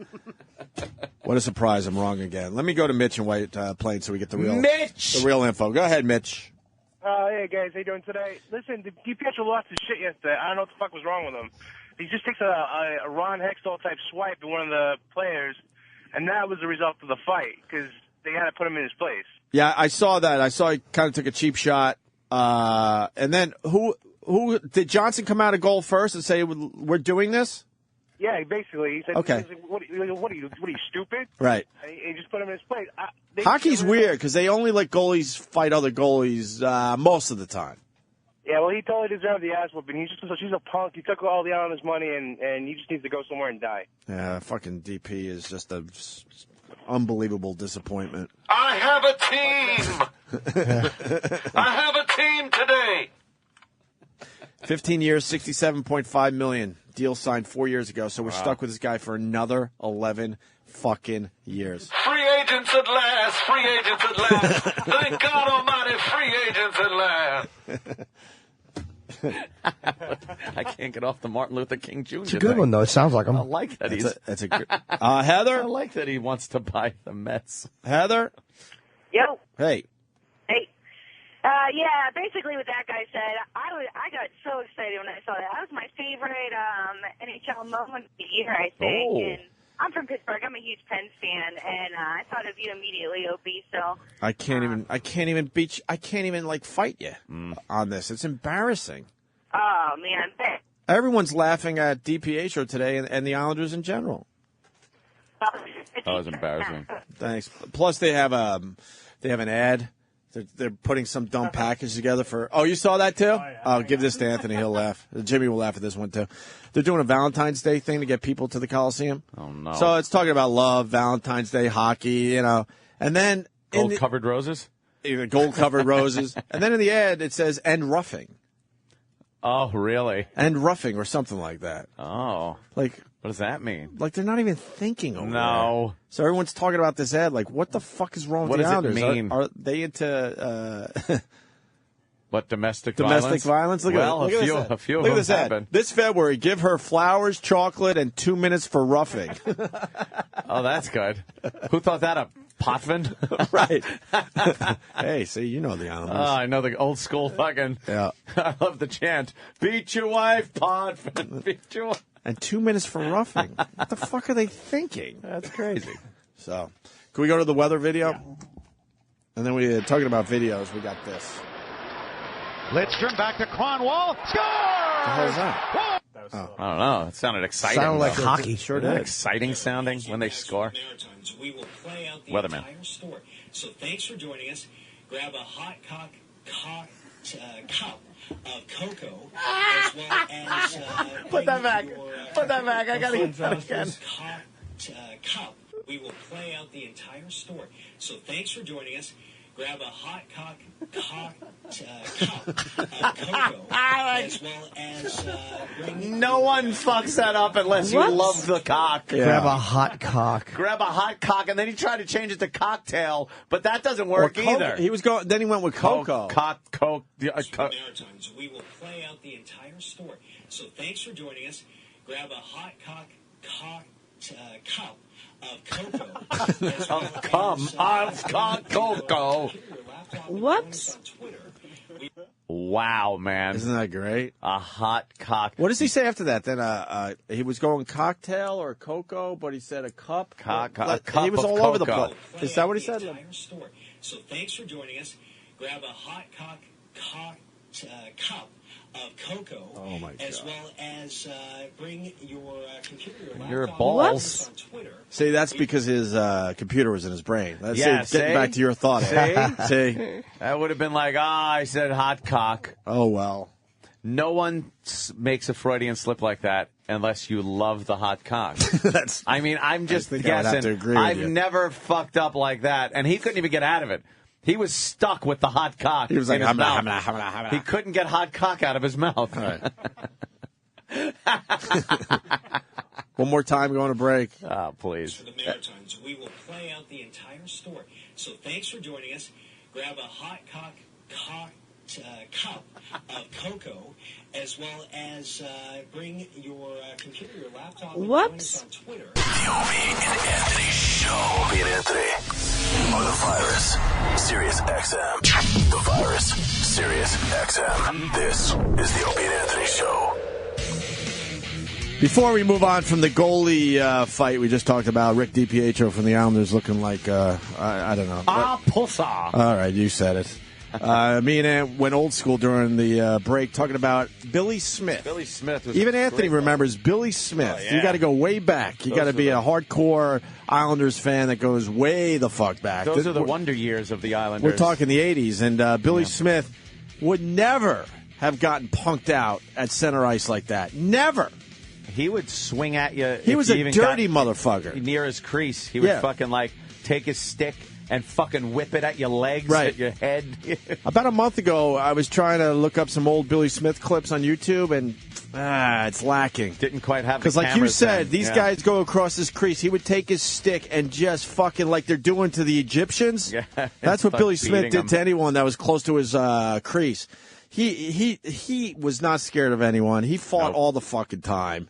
Yeah, and he was a dirty player, and we loved him. Great damn goalie. Where's his car dealership now? Yeah, no kidding. All those hockey players. No yeah, kidding. Stanley Cup champ, few years running. And how many Stanley Cups did Billy Smith? He won them all with the Islanders. He was all with the Islanders, right? Sure. Yeah, he won them all. And when I was a kid, I used to caddy at the Huntington Crescent Club, and this is a true story. Clark Gillies was a member, and Billy Smith was a member, matter of fact. And I remember in between, I think it was when they were playing the Kings in the Stanley Cup, I think. I might be wrong about the team at this point. And they had an off day, and both teams came up to the Huntington Crescent Club. It's the Stanley Cup Finals. Yeah. And they have a day off, so they're like, hey, you guys want to play some golf? And Billy Smith, it's a day off.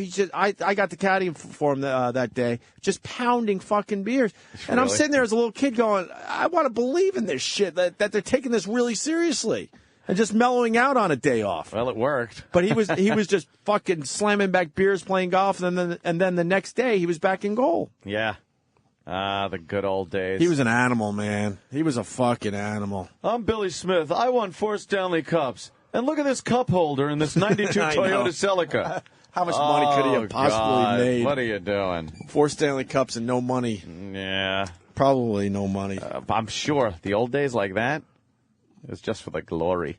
I would love to know what he was making in his heyday. If you could look that up somehow, Danny, that would be... Because DiPietro makes... Yeah. How many millions? Holy shit money, and he looks... Oh, Christ. And Smith was constantly standing on his head. Oh, yeah. Standing on his head. He sure was. Hey, there was one more thing I wanted to play from the Weather Channel. News reporter flips out because there's thunder and a snowstorm. Did you hear this one, Ant? What was that? I did not. Okay. It's quick. Guy loses his mind because that's the thing to do if you're a weather guy at this point. It was a bus spin out plus cars are listen to that! Son of a... That scared me. Yeah. I was like, what was that? I guess I got to give it to that guy. I wanted to beat him up, but holy shit, that was Armageddon. That scared the fuck out of him. Yeah, you're right. Whoa! It was a bus spin out plus cars are listen to that! Son of a... That's unbelievable! Oh my goodness! I love this guy. Holy smoke! No. Holy shit. Holy smoke doesn't work. I'm sorry. He wanted to say son of a bitch and holy shit and like fuck. And mommy, get me the fuck out of here. Holy smoke! Say smoke. Just incredible! Robbie! Twice in one storm, baby! Holy smoke! This guy has meteorology in his veins. He loves the weather. He's a storm chaser. Storm chaser. Finger of God. It's already here. Holy smoke. Look, I know we have this discussion from time to time, but you got to start believing in global warming. There's some shit going on. Come on. Are you starting to believe a little bit? Well, this last storm covered 33 states. And did you see the cyclone that is hitting Australia that is the size of the United States? See it. They named it after me, my friend. It's called what? I believe it is Alcoholic? Cyclone. Alcoholic. It is an A. Is it really Anthony? I think it's Cyclone Anthony. Wow. I believe it's Cyclone Anthony. Oh, wow. Did you see the size of this thing? when you look at know how big Australia is, and you see the satellite video of this thing coming in, it is so fucking big. Cyclone Anthony, it's only going to smash into guardrails. I'm sorry, Ann. I know that car accident was traumatic. But the Aborigines better run. It's only going after. Very good. It's only going after teenage girls. Oh, that too. Aussies. What's the age of consent in Australia? Aborigines. Aborigines. You got to see the size. Yossi? It's Yossi, not Anthony? What happened to Cyclone Anthony? They gave up on Anthony. Wait, Cyclone Anthony. How did they get to Y already? No, maybe the Anthony is the next one. X, Y, Z. A. Right? Where's Cyclone Anthony? It doesn't even come up? I swear. Expected to... Australia's getting their share of shit, huh? Emergency. What does it say? Moisture from tropical Cyclone Anthony is also expected to contribute to Victorian storms. Thieves strike as Cyclone Anthony hits. Cyclone Anthony hit Queensland last night. This is 2 days ago. 2 days ago, I saw a cyclone that'll hit that tanker. What? Oh, okay. My mistake. I got my Australian cyclones mixed up. 2 days ago, it was my name. It's Cyclone Yassi. Yeah, there are a lot of Yassi. Don't they do alphabetical order? Or do they have to go back around? Maybe they're going backwards. Y, Z. Their water goes the other way. Maybe their cyclones go the other way. A. Maybe they go A and then they go Z, Y. No, it would have been A. If it's Anthony, then it would have to go through B, C, D. No, but maybe they do it backwards. Oh, because it is Australia. They do everything a little different down there. I don't believe it. I was going to move on, but someone said it, and I heard that too, and I want to play it again. This guy, the other black listener from Columbia, writes, he paused before the first one. Is it fake? And I did hear that. What? The weather guy. Did he? He paused before the first one. Wait, maybe he saw the lightning. Lightning, right? Yeah, you see a big bright flash, and if it's and if it's right upon you, obviously the lightning and the actual thunder sound pretty quick would be very quick. Listen though, it was a bus spin out plus cars are oh! Listen to that. That's right. He saw the lightning. Yeah, he saw the lightning, which was right there, right? Okay. You know what? Lightning is the best when it's really close and you hear it actually go. That is the best fucking sound, lightning. It's the best when you're inside looking out a window. Yeah. That's when it's the best. A big, bright blue flash, and then a split second later, there's an explosion outside. That is some fucked up shit. Did I ever tell you the story? It's fun. It's like, it gives you this primal fear thing almost. You're not afraid of it, but it's like... It's definitely a primal You're not afraid feeling. of it? No, it's exciting. When you're it's like outside, this exciting get the fuck out. You start counting. thing that happens. You start counting like, okay, that's far away. Is it coming closer? But it's so primal. It's like an instinctual thing. And we don't have many instincts that really kind of hit you like that, you know? It's so old. Did I ever tell you the story of the Vietnamese kid on the golf course? My friend, I was going to say his real name, but maybe I should. Sounds like it's set up for a joke. Yeah. So there's a Vietnamese kid. He's on a golf course. Is he running naked with napalm on him? Well, we're all old enough where we remember when they brought in the Koreans and the Vietnamese with their little Vietnamese to English fucking translation books. And then I became friends with the one Korean and one Vietnamese kid. Yeah. And by the end of high school, they were smarter than me. What the fuck? They didn't even know the language when they started. How the fuck does that happen? Did you congratulate him by patting him on the back and calling him a gook and he punched you? It's inappropriate, Opie. I didn't know better. I was very isolated as a child because my mommy, she was scared of everything. So I had to stay home a lot. Scared. But he became a caddy at the same place, the Huntington Crescent Club. Caddy. And we used to have to caddy through these thunderstorms all the fucking time, man. You didn't get to go inside. You try to find cover out there. I don't think the heavy stuff's going to come down for quite some time. And this story is true. I wish someone out there, who knows, maybe they're listening, they could call and back me up. So this Vietnamese kid, I want to say his real name, but thunderstorm, he decides, all right, I'm going to fucking go into that big fucking tree, right? Oh, boy. Dude, I swear to you, the lightning hit the fucking tree while he was under it, or close to under it, split the fucking thing right in half, and the thing fell. That's how close he was to getting hit by lightning. Wow. Look at that one. There's a bolt of lightning hitting the Luxor. In Vegas. In Vegas. Could you imagine? The pyramid of the Luxor. I wonder if he shit his pants. I never asked him. Oh, you would have to shit your pants if you have a little duty inside. Oh, my God. God, sometimes you just want to feel like you're in love. Oh, you are an asshole. Oh, you ready? I thought we were waiting for Otto. Oh, you're waiting for Otto? Yeah, it might be just better. to have more people in the room. Okay. Oh, God. I don't want to make fun of it, though. I actually just want to enjoy it. You don't. Jimmy's referring to Ant's most embarrassing tape that he finally brought in. I brought it in today. Finally, Joe Curry dropped it off. He was a courier. He was a courier last night. Joe Courier. He brought it over. It was on cassette tape, and he had to put it on a CD. The sound quality, not up to par. I'm a little disappointed. I would have liked a little lower end on there. A little of Mike Klotz's bass guitar. But it's not quite. We could run it. We could try some more stuff if you want. If there's going to be some time. Yeah. Boost the bottom. Boost the bottom. Is Derek here? Not that I don't. Fuck you. No, your skills. But D-Boy does know his shit when it comes to mixing. Ann is implying that you've bungled it enough. Mixmaster D-Boy. Is he trying to say that I nagled this up? No, never. Nagled it. There you go. Maybe D-Boy can boost that that bottom end a little. All right. Hey, a little bass. D-Boy can do it. We also have Nervous Oscar in here. We want to give him 5 minutes on the radio today. Is he around? We should get D-Boy.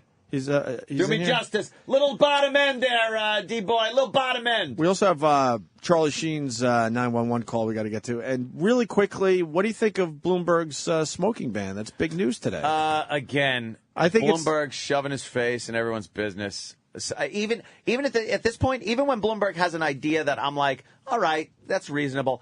I hate it because it's just more government intervention in our lives, and that part I don't like at all. Can't smoke in park. I could see in certain places. I like that there's no smoking, but you can't smoke in pedestrian malls. You can't smoke in Times Square now. You know Times Square where you can't smoke. You can't smoke at beaches and parks. That's ridiculous. Beaches and that parks. Smoke doesn't. There's an bother arrogance anybody. that comes with that. Like, I understand health issues, but that's a fucking we know better than you arrogance. Yeah, I think it goes deeper. I think it's another way to get fucking revenue coming in.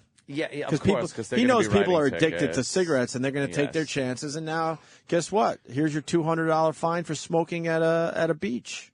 It's about the money. It's always about the money. They want people to believe they're trying to take care of the individual. I don't believe that for a second. They want people to quit, but that's because it will save them money. I mean, the insurance will be, and the health costs will be a lot lower the more people that quit. True. But as long as they continue smoking, we might as well make a little more money off of it. I don't know. It's like, how do you bar people from smoking in Times Square? Because he's a fucking rich, fucking simp baby. Yeah. Why do you put potted plants when fucking people have to drive, you fucking panty waste? Let's take the crossroads of the world and take one of the roads and just make it with potted plants where people can walk. And so everyone knows you're listening to three guys that don't smoke. We don't smoke. No, and I hate smoking. I hate going into the restaurants and bars when it was all smoky, but I always thought it was ridiculous that they forced bar owners and restaurant owners to fucking stop the smoking. I really did. Yep. Yeah, I hate. And now it's to a point where you can't smoke at a beach. I've never been affected by someone smoking at a beach or a park. Maybe get a quick whiff or something for maybe a split second, but you never thought that might be harming you. How are we supposed to be able to identify the girls that really don't want to take care of themselves and have low self-esteem? And smoking girls will always fuck faster than non-smoking girls. You're going to be in trouble. Oh, I know. You can't just see a daddy issue.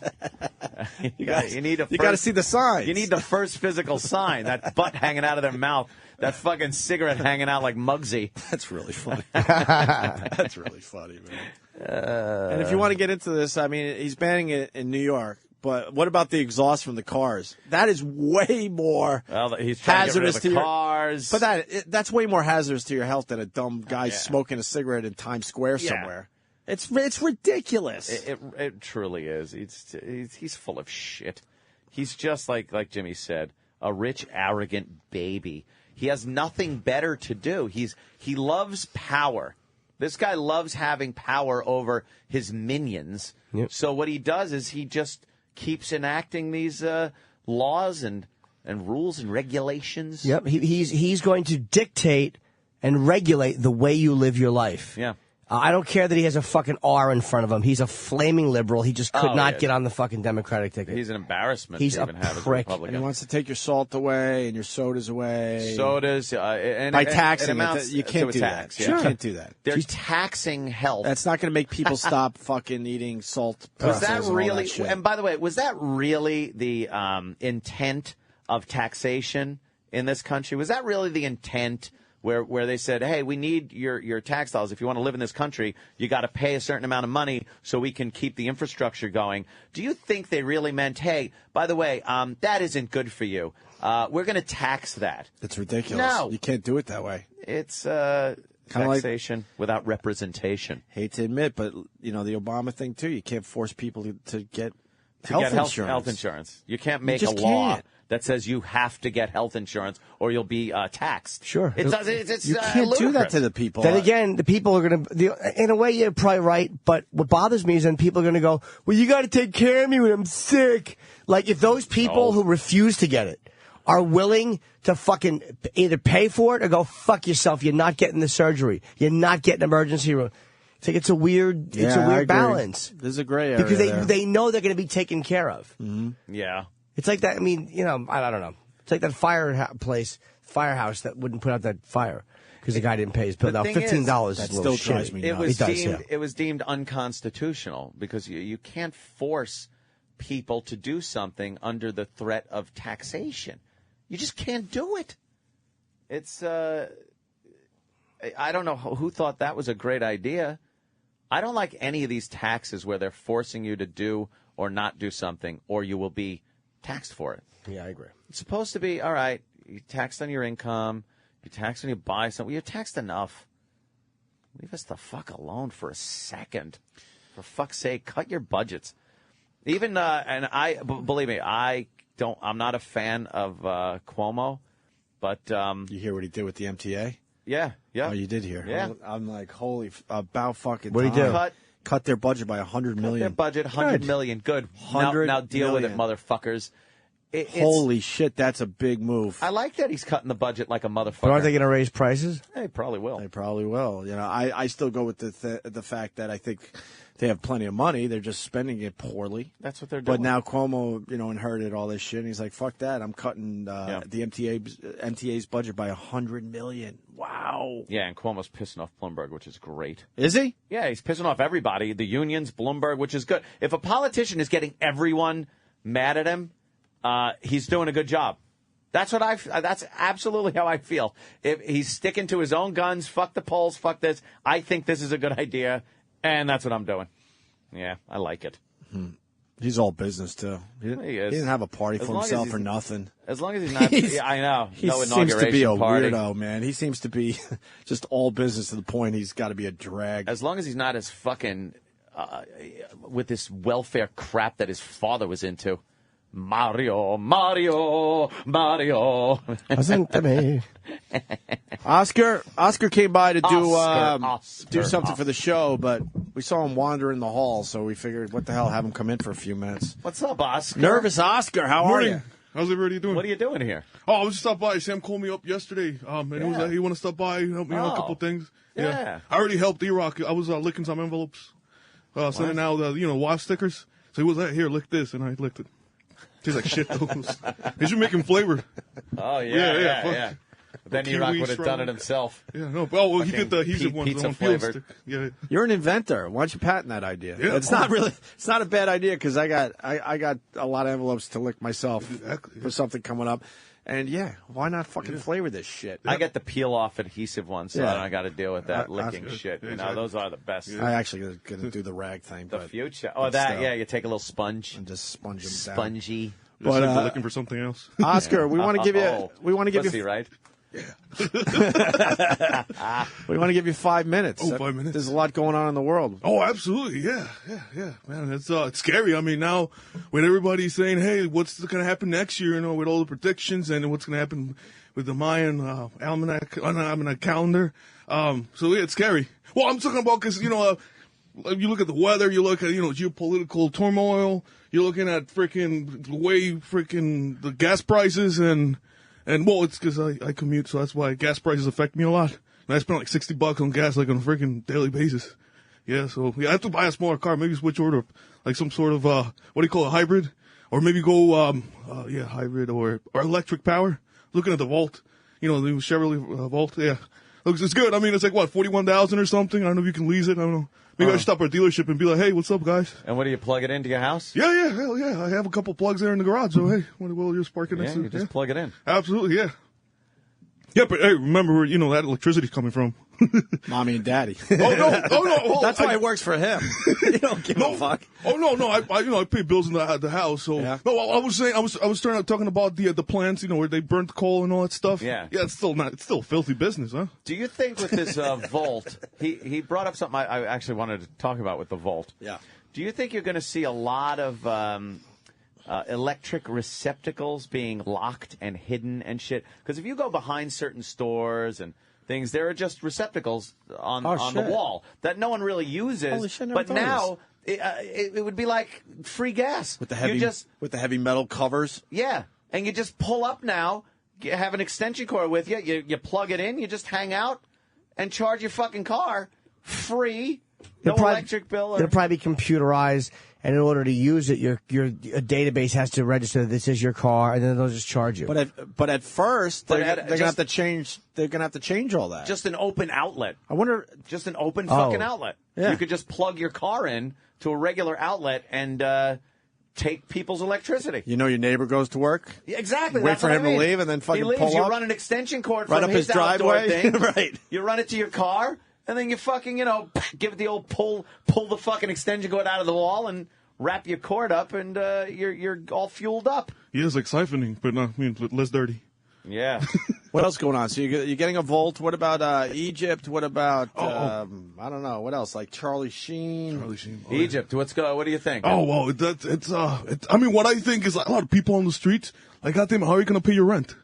So you should be working or something. I mean, that's what I think personally. Because that's part of the problem. Oh, okay. See, there's rampant unemployment. And the wages. I think the average person in Egypt makes $1,800 a year. Oh wow. What? Yeah. It's crazy poverty. Crazy poverty. But they got rich people too. Yeah, then they got the no one in between. It's one of those disparity things. is giant. There's the royal family pretty much who's in charge with Mubarak and his. They cronies. try to say how romantic like Egypt is and Cairo and all that. Yeah. But I've heard nothing but watch your back when you're checking out the pyramids because there are so many poor people.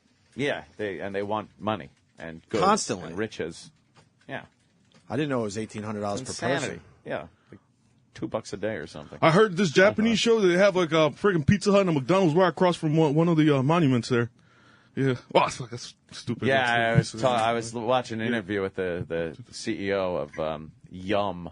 With that, they're Yum. That's their company. They own Pizza Hut and all the KFCs and shit.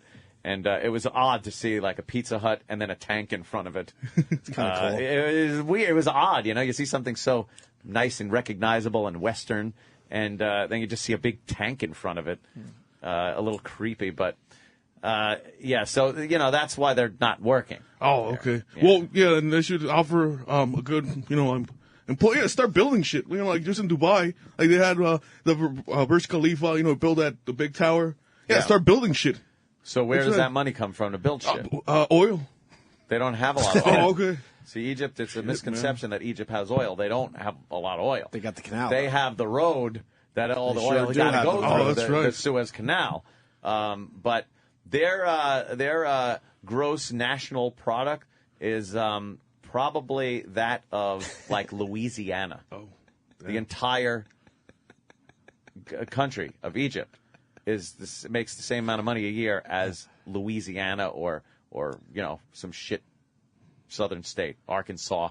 No offense to the people down there, but your states are shit. Oh. I'm just saying. Yeah. I guess Egypt should turn to tourism then.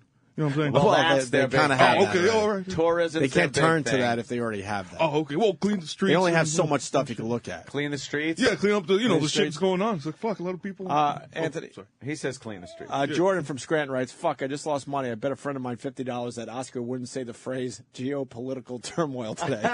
Oh fuck! You lost the bet. Sorry, Jordan. Oh, damn.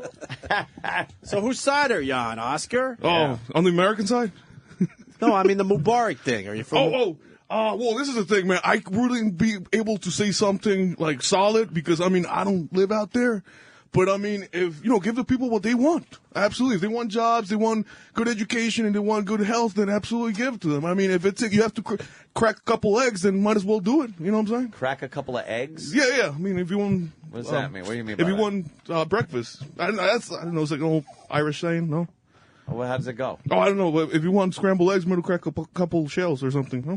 I don't know. I probably screw that one up. You ever hear the old Irish Probably. expression? You're an idiot. Oh no, of course. I'm just used to that one.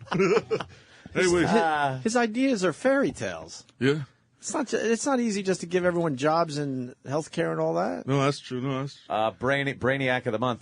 Connecticut man accidentally dials 911 while threatening to kill somebody. Oh, that's good. That might be the worst Oops. time to accidentally dial 911. Oops.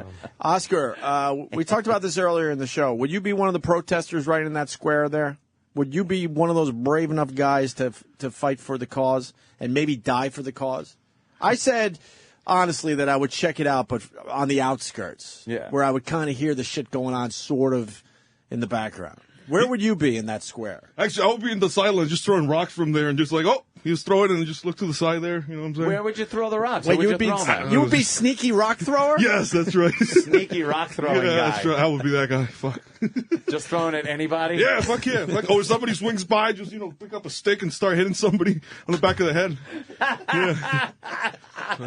You're a thug. Yeah, I know. That's bad. I like that. Sneaky rock throwing guy. Wait, do you have alcohol in Egypt? I mean, like beer and stuff? I don't know what their poison is. I'm sure they have the alcohol, but what is their in poison? Islamic, I mean, You know what their poison is over there? They're not Islamic. Maybe the It's just it. Oh, no, I'm sorry. Christian and Islamic, I think, is divided or something. Yeah, they got some something like Christians that. over there. You know. Well, what's the thing? If a country with no beer, I mean, I would fucking go nuts too.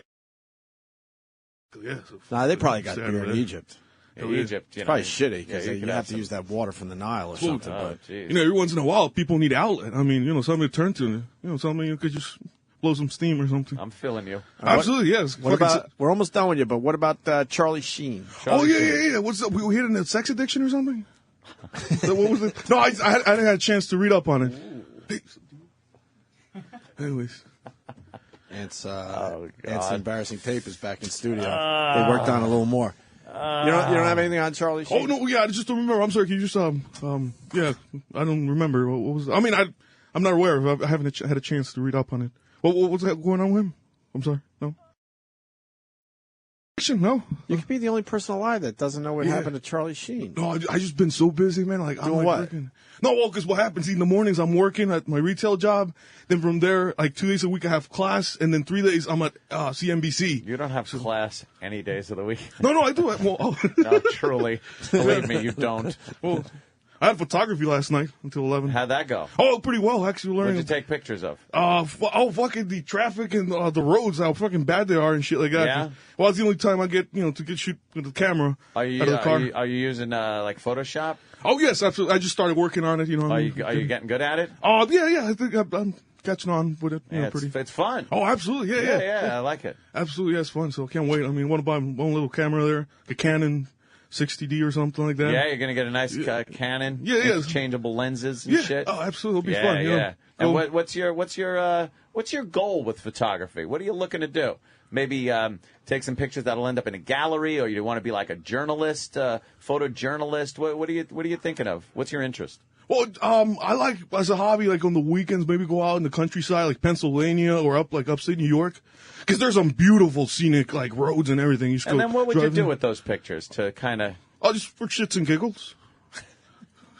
So you're going to school, all this school for photography for shits and giggles. Well, I'm going to school specifically for broadcast, like television broadcast. Uh-huh. But I mean, like, I just, that's like my plan B. I really want to do music.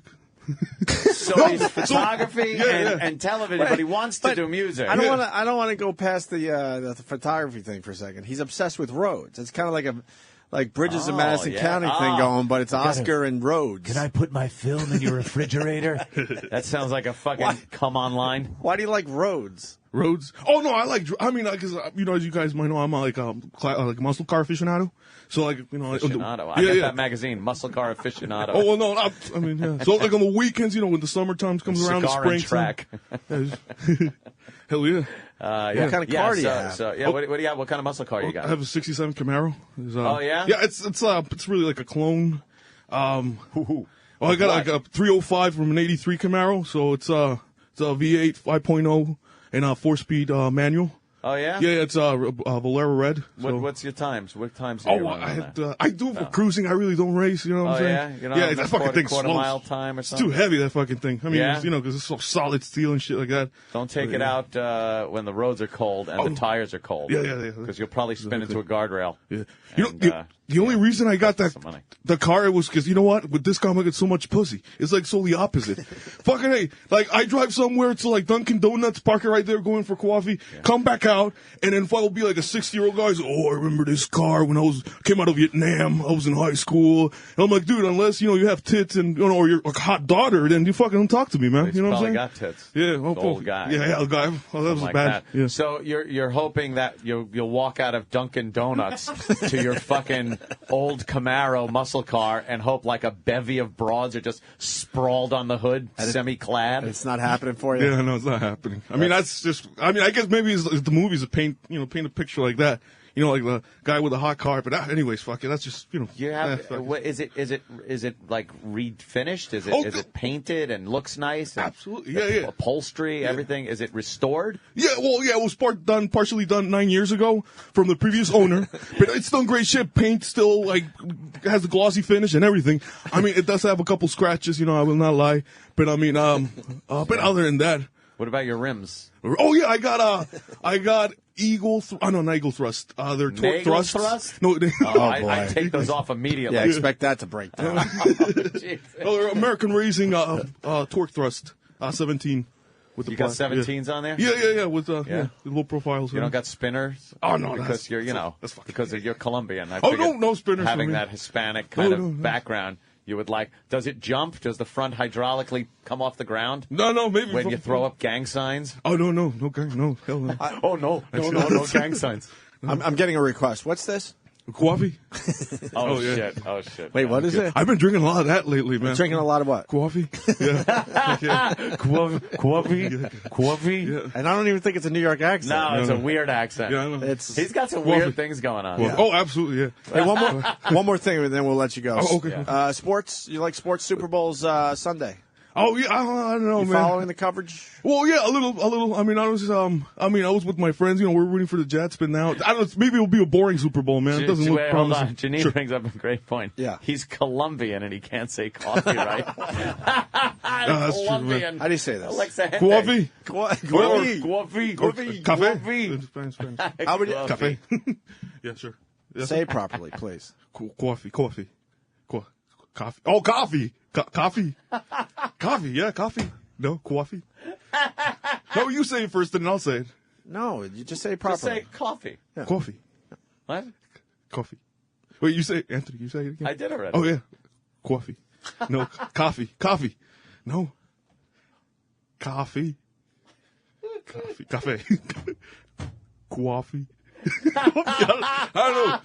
Anyways, hey, you guys ever had harpoon beer? It's really good. Fucking shit's phenomenal. Hey, what's up, Dan? Oh, Jesus. I just made a duty. Oh, nice. Oh, shit, I just shook his hand. He shook his hand. He wiped his butthole. God damn it.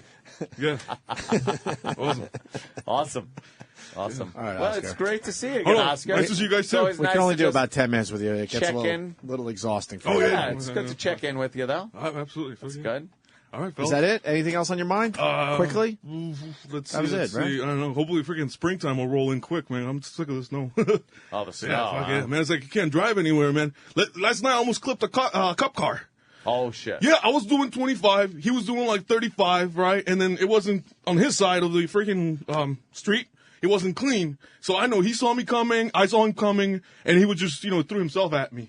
I was like, you Anyways. So you had to move out of the way for the cop. Fuck yeah. Well, that's what you do. There was no, Give him a little respect. There was no emergency. Move out of the Actually, way. yeah. Hell yeah. I love cops though, man. They're fucking fun. You ask them questions about their freaking. Oh, one day, fucking. Hey, yo, I was. Here we go. I thought it was a search and rescue dog, right? So I went and started petting this dog on the head, and the one lady next to me asked the police officer, "Hey, what kind of dog is it?" And he goes, "Narcotics." And I was, "Oh, nice little dog," and I walked away. Well, because it was a Sunday morning, and I didn't know what I had on me from Saturday night. So I was like, I don't want to risk it. You know what I mean? I never know. Yeah, that happened. Especially this Saturday, man. I went out. After work, I had a couple beers. Did we ask him? Oh, I'm sorry. No, you started. Okay, cool. You started. Now you got it. So what happened? I was drinking freaking Foster's Premium Ale. What happened to the harpoon? Oh, no, I haven't got to it yet. So what happened was that I drank 2 of those 25 ounces. Yeah. From there, I went home and I had 6 of the Molson Triple X. And then my brother was like, "Hey, you want to go out and get sushi?" And I'm like, "Fuck yeah." And then it was me, my brother, and my brother's girlfriend. We went out and got sushi. And then there, the lady made some homemade, vodka wine. It was at a Japanese, authentic restaurant. And it was cranberries made with vodka, and it tasted like wine. It was what? Yeah, cranberries and vodka. Wait. Yeah. What type of fruit did you just say? Cranberry? No, cranberry? No. Well, the red one. Cranberry? Yeah, cranberry. Cranberry. Anyways, the little red one, it goes in the... Cranberry. They still I'm sorry, cranberry. Before Holy shit. They still haven't gotten past Cup Car yet. Cup car. Cop car. What's up? Anyways. Yeah, what did you almost hit, Clip? The cop car? A cup car. They're not past the Cup Car yet. Yeah. A police officer car. All right, back to the vodka. Alrighty, cool. So we were at the restaurant, and there was a bunch of nice, good-looking girls in front of us. I mean, they looked like they were 17, 18, maybe 19. Who knows? But then I 20, was 21, 22. Yeah, Keep going. so, Light. Yeah. So they started laughing about something, and I was I was drunk at that point. So I said something. I don't know what I said, but everybody started laughing. Everybody, even the chefs at the sushi bar and everything. I was like, I just can't remember. And then after that, we went back to this restaurant. Hiroshima joke, I bet. Speaking of bombing. Yeah. Bombing. Yeah. You got to end the story somehow. Oh, okay. Yeah. So wrap it up. Afterwards, we went to the office, and I was like, I'm gonna play my A game here. I'm gonna talk to some girls. And then what happened was that we started drinking harpoons, right? I must have drank 6 pints right there. And then I saw this little one girl there with a green sweater and everything, so I go up to her. It turns out she was a fucking lesbian. I don't know. But yeah, she was there. I was like, "Hey, how's it going?" And so that's where, yeah. End of story. Yeah. Oh, yeah. And then I don't know how I got home. Yeah. Yeah. Were you telling these little stories? Yeah, I know. Fuck. Yeah. Well, yeah. Listener. I remember getting home, anyways. All right, Oscar. All right, hey, see you. Nice. It's always a pleasure. Oh, thank you. I'm a huge fan of the Nervous Oscar. Huge fan. I think most of us are. Yeah. All right. Awesome. Well, thank you. Yeah. Well, thank you, guys. Yeah, we got to get Otto in here from Otto and George. Is that okay? Oh, absolutely, yeah. He's playing comics at Foxwoods tonight, tomorrow, and Saturday. 5 shows, foxwoods.com. That's a great show to check out. So we'll take a break and get Oscar. Cup Car, right? Cup Car? Cup car. What was the other one? The coffee. I think there's a Q in there somewhere. Coffee. Break, and then Otto. We got anything to break? Anything? Nothing? Just hit something. Yeah, we'll just do it. The Opie and Anthony Show on the Virus. Sirius XM. You sure this is legal? You're listening to The Virus. Sirius 197 XM 202. In honor of Black History Month, the Opie and Anthony Show proudly takes a look at some of the most inspiring and intellectually stimulating African Americans on Twitter. Today's tweet comes from DDKLZ. Oh, DD Kills. I'm scared. Who writes? When I was in jail, a big black monster came up on me and said, "Dude, if you touch me, I'll hand you your dick." Well said, DD Kills. Stay tuned all month as we continue to celebrate the advancements of the African American culture here on the Opie and Anthony Show. Get in touch with the Opie and Anthony Show. Love you guys, man. Keep kicking ass. You guys rock. Call 866-WOW-1-WOW. That's 866-969-1969. Love your show. Love you. Said that backwards. We got Otto from Otto and George walking down the hall. Otto. He's playing comics at Foxwoods tonight, tomorrow, and Saturday. 5 shows, foxwoods.com. They're doing the comedy thing down there, and they're doing, not down there, sorry. Up there, sorry. Up there. Well, it depends on where you are. Actually, the other place is doing comedy as well. Yeah. They're both doing comedy very well. We don't play favorites. What's up, Otto? There he is. Otto. How are you, sir? Doing? Are we on the air? Otto, yes. You're on the air. Just did the big plug for comics. Hey, are we doing this alphabetically? You sure you don't want to fucking go throw a lump of shit at the R train and get another guest on before me? 35 years in this business. I'm in the fucking green room looking at Roland not working and fat reading fucking Inquirer in there. In all fairness, we should have got Who you was in that here earlier. fucking wildebeest that was in here earlier? Wildebeest. Oscar? Yeah, you want him back Oscar. in so you can beat him up? No, it's all I didn't right. even know you're here. The problem is, Oscar. like, you guys fucking come in some weird back door, and then you're way down there. I swear to God, I didn't know you were here. Oh, no, I'm just fucking with you. Because Thank you would for have had fun with Oscar. You would plugging beat him up. What is Oscar plugging? I'll be in a refrigerator box on 10th Avenue this Friday. Oscar used to be a goon. He used to be an intern with us, and we're just obsessed and fascinated by the guy because he's His accent, you can't figure his accent out? No, we don't know what it is. Oh. He's supposedly his parents are Colombian or something.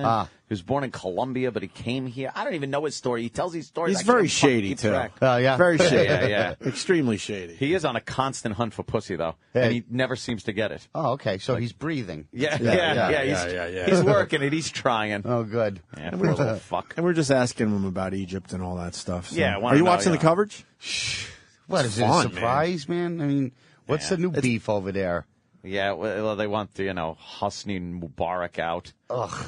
Another, whatever. He's been there for 30 years. How dead would I be if I was over there? I'm Oh, a my fucking God. American, Jew, New Yorker. That's everything they the hate. triple threat. Oh, God. Yeah. Why don't you stop with your fighting?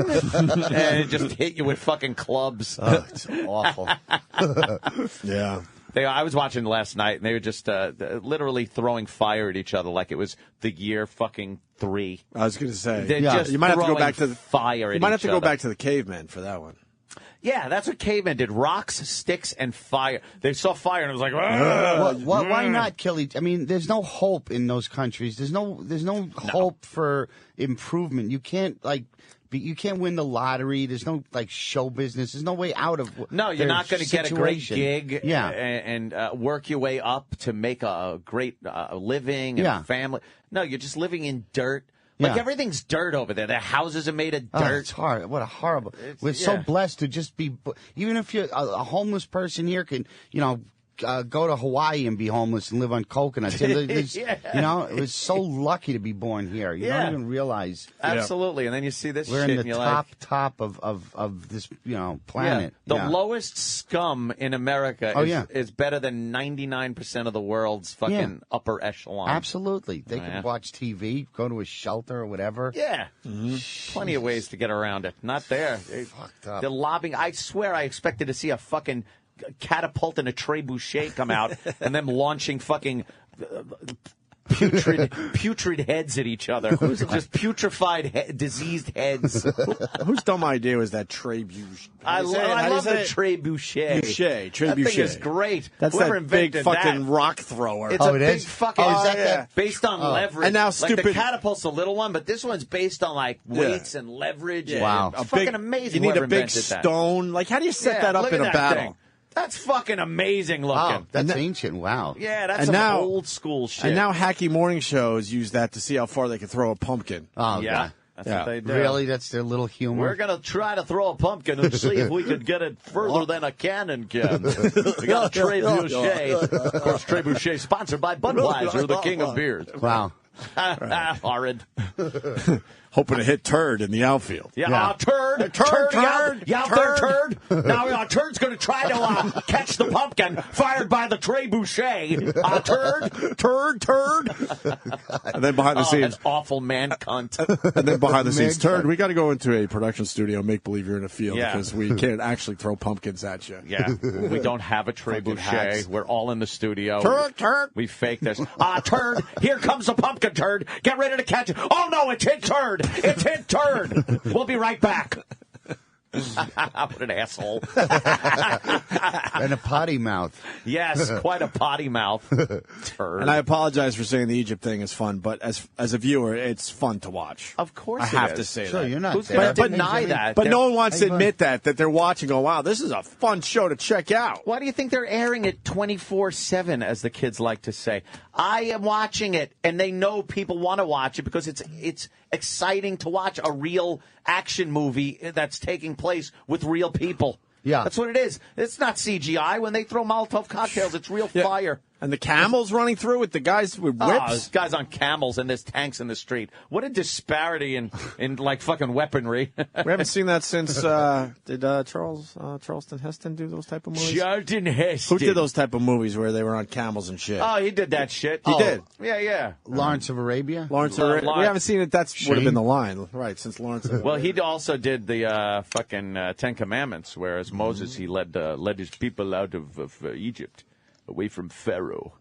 And then, part in the Red Sea, all that shit. But that was the Jews. And then he was confused with his acting. He didn't know which side to be on.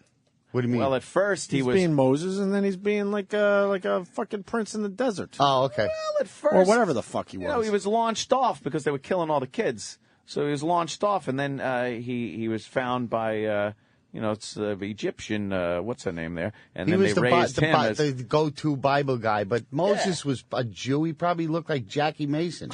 So They knew. Fucking embarrassed to come back like Jesus came back. I don't look like Charlton Heston, 6'4" with blue eyes, chiseled and everything. Where do we go? Everybody, let my people go, Pharaoh. Yeah. Old school nun in Philly. I went to Christmas Mass. If I said this, sorry, but maybe we could add to it.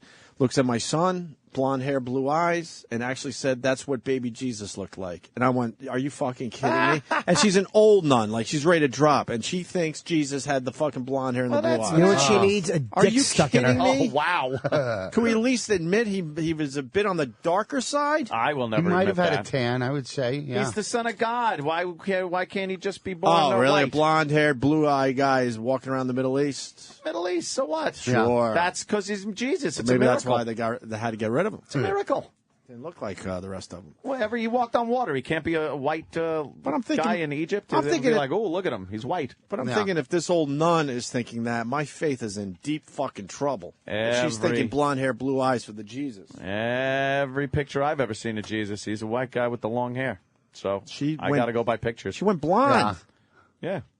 That's what I mean. You have blonde hair. White guy, skinny. In front of the church, it's darker hair, right? Ever show you my impression of Christ being unnailed from the cross? No. Ready? Okay. This is standing. He's dead, right? Okay. Defeat! Sorry. He was tipping over. He should have went feet first. You're going to be doing that at Comics at Foxwoods? At Comics. Comics, Foxwoods. Otto from Otto and George will be there, of course. I'm looking forward to this. Tonight, tomorrow, and Saturday. 5 shows. Real professional showbiz gig. That is a good one, Jimmy, you man. did the Foxwoods, right? I did, yeah. It was great. Really Yeah. good, man. I hear the room's really good. good. I hear the Sure. crowds are great. Yeah. Absolutely. The hotel sold out because of the Super Bowl. I just hope people are in a good mood and not depressed because of the Jets not being in it or whatever. I think they're over that. They're yeah. over it. They're over that, so that's going to help you out. Yeah? Yeah, Okay, because it's cool. just Yeah, you're casual right. watchers. You're right in between Jets didn't make it and Pats didn't make it, people. You know, they're the Really? people that are going to be there. Gambling. Let's go see Otto and George. Yeah. I'm still not pissed at the Jets, but like, fuck, we were close. They got so fucking close. Suck. And they had that shitty first half. Oh, we'll get him next year, guys, right? We'll get him next year. No, you won't. I told one of the guys. Munsters was on TV the last time they got even close. They stink. That's great. Boy, that's some perspective, And man. that's what sucks about The football. Munsters. Yeah, Munster's lunch pail was. That's brilliant. I was talking to a guy in my building, and I said, I don't want to start over. No. Because now you got to start over, and every game has to be this big thing. It's like exhausting. taking And they got watching an lucky with ant. so many of them games, they shouldn't even have been in the playoffs. It's like so now we got to start over again. they'll probably fuck it up. Good to see they just dropped the first 5 games, and Do you think they just get the know press, it's over. the players, or they don't give a shit? Hell, They Yeah, let I think them- they get the No, I press. think they do, because every game means so much in football. So Yeah. I think it hurts a, And that a lot Super Bowl more. bonus has to be nice. Oh yeah. Not only Yeah. that, the exposure for you as an As a individual. player, you're as going to get trying endorsements Right, if you're like the right. hero of the game. You fucking, yeah, that's got to be a drag. And I think someone is. Hold on, I gotta fuck 'em. set this guy straight. Ethan in California, go ahead. Hey, I'm wondering if you guys have seen the Angry Birds Egyptian Peace Treaty video. Well, Ant Video? No. Ant made one that was really funny that went around. I just made a single I know. Photoshop thing. This is a video? Oh, okay. Yeah, there's a video. If you go on YouTube, type in Angry Birds Peace Treaty. Angry Birds Peace Okay, Treaty. I thought it was Anthony's. I was going to set you straight because Ant tweeted that a few days ago, and it went. No, it did no. It very was well. my idea. He photoshopped the whole I know, fucking exactly. thing. All right, we'll check it out there, Ethan. All right. Thank you, All sir. right, you guys have a good one. All right, brother Joe's on the line. Brother Joe, Anthony's brother. What's up? Uh-oh. Hi, Otto. Hi, George. Hey, what's up? I miss you guys. I'm looking at I got- Obama. Doesn't Obama always look like he's been in a pool too long? He's got those purple lips on him. He's very, he looks cold. Yeah, He does look cold. Bleached. yeah. Yeah. It's going gray by the day. Yeah, he really is. I Wow. think he's using some of the hair dye. Yeah. You think you Yeah, had to I go think dye? he's covering up some of the gray. Because they were talking about how gray he's turned since he's even been a president. He's and so now, unrhythmic for a Negro. Did you see him rocking out at the what do you call it? The tribute to Paul McCartney at that thing in D.C. No rhythm. When Hey Jude was playing. He's half white, and that is the part that really is who Jimmy, he is. Jimmy said a long time ago. Uncoordinated black Jerry He's Lewis. This is a toe tapper. It's awful. He's a nerd. Yeah, Jimmy said he's nerdy. President. That's the part that became president, the half-white part. Yeah. Joe. Yes. What have you got in the can? I was calling and plug a couple. Fuck. To plug a couple of gigs. Oh, what do you got? I got Harris tonight. I'm at the other gambling spot. Harris, Atlantic City. We're playing over at the Eden Lounge. And then, most importantly, the one that you've been tweeting. Thank you, Anthony. Of course. In Metuchen, New Jersey. It's a theater. It's the Forum Theater in Metuchen. We're playing there on the 17th. And tickets are still on sale. To you. The official U2 tribute band. Do you know one of my? We are official. We actually got the go ahead from Paul McGinnis to do whatever we want. To actually say official. No. Yeah, they're the only official U2 tribute band, and it was actually, it went through that they're the official tribute band. Holy of shit. U2. I didn't know this. It's that Congratulations, crazy Joe. good. It's great. Yeah, you know where I'm going? You know I'm going for Super Bowl Sunday. Where? For the fourth time this year, down to Fort Lauderdale. Actually, just outside of Boca, playing on a 7-deck ship for it's another corporate thing that we're doing down that way. We've been. Is he banking? Oh yeah. And at least you're going somewhere for the Super Bowl. That's nice. Yeah, that's great. It's down in Florida. You know. Nice. Yeah, that's beautiful. Great. Oh, By the way, now that your plugs are out of the way, we do have a copy of a certain song that Joe Curry dropped off last night. I can't wait to hear this. It is, It is probably, I haven't said the name or anything. No. It is probably one of the most embarrassing moments in band history. How embarrassing. And I said I was going to disavow any knowledge or any involvement. You wrote it, and I want you to fess up right now, because I am just the vocalist.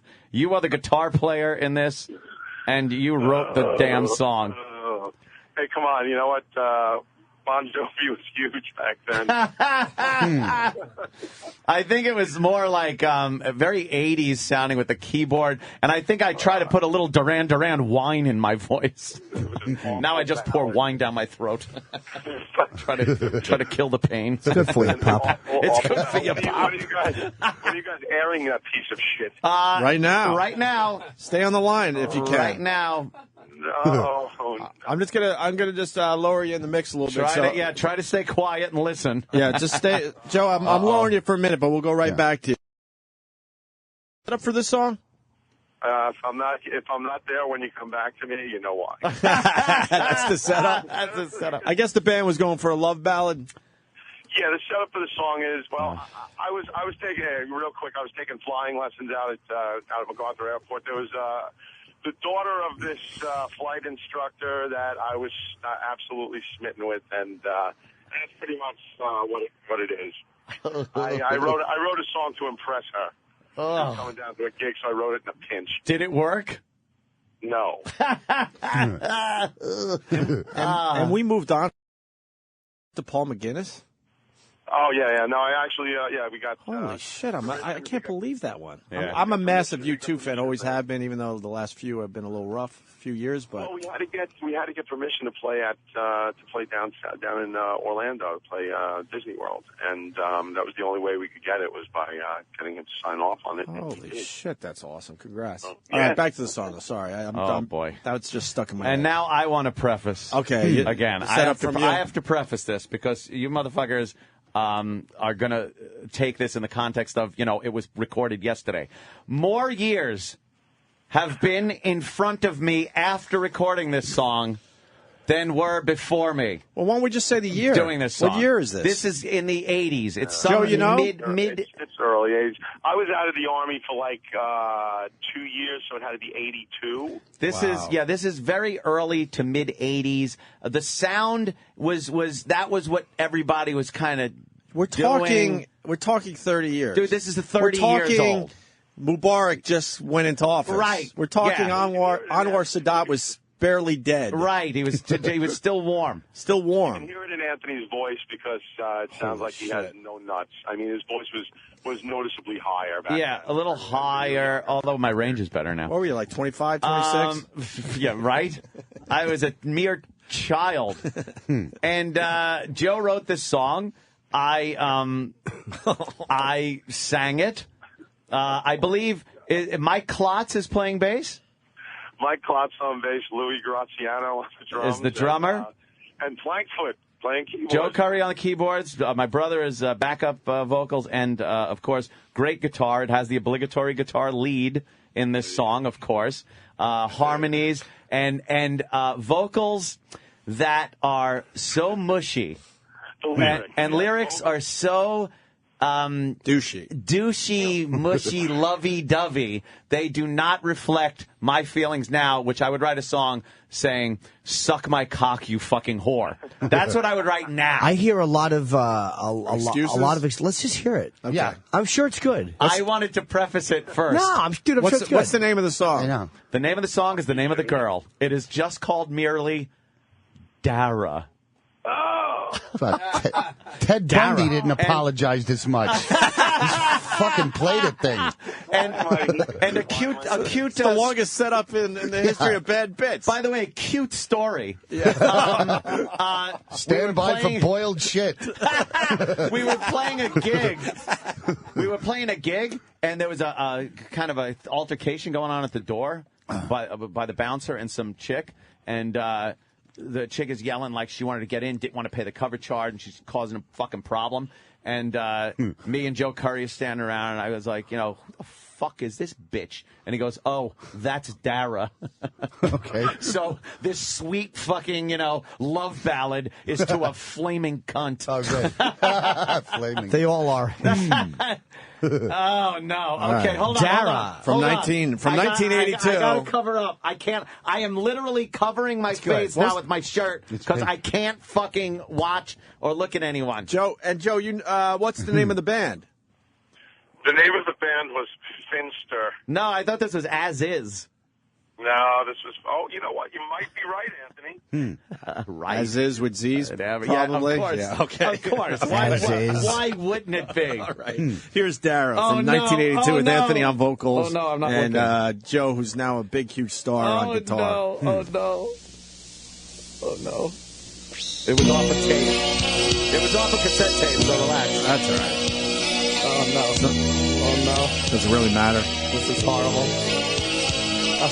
Someone once told me, being in love's a game. I want you to hold me. You never feel the same. It doesn't matter.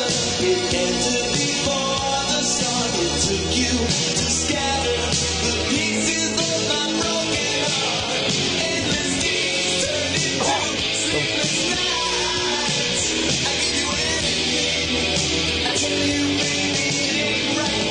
Feeling rejected. Such is the way I You pause it for 1 second. Yeah. I mean, look. There are endless nights. We've all had them. Your heart was broken. Dara broke your heart. Jimmy wouldn't just let it play. It's not bad. Oh, God, it's so gushy. Disgustingly fucking generic What garbage. band do you sound like? It's driving me nuts. We need someone that knows their 80s shit. It's got a 80s. Boy George kind of a Boy tinge George? Yeah. mixed with shoving Jack LaLanne's lifeless cock into a juicer.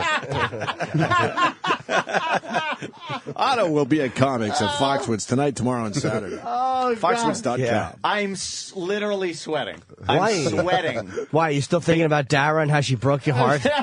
He didn't, I swear. You had endless nights. Yeah. Did you record that in a studio? You should have been arrested for trespassing. Oh, people are asking if me and Joe were back to back singing the vocals. Oh, God. Long hair? Oh. You had the long hair? Oh, well, have the, But it's a mix between an 80s new wave band and kind of like AIDS. AIDS. Thank you, Jimmy.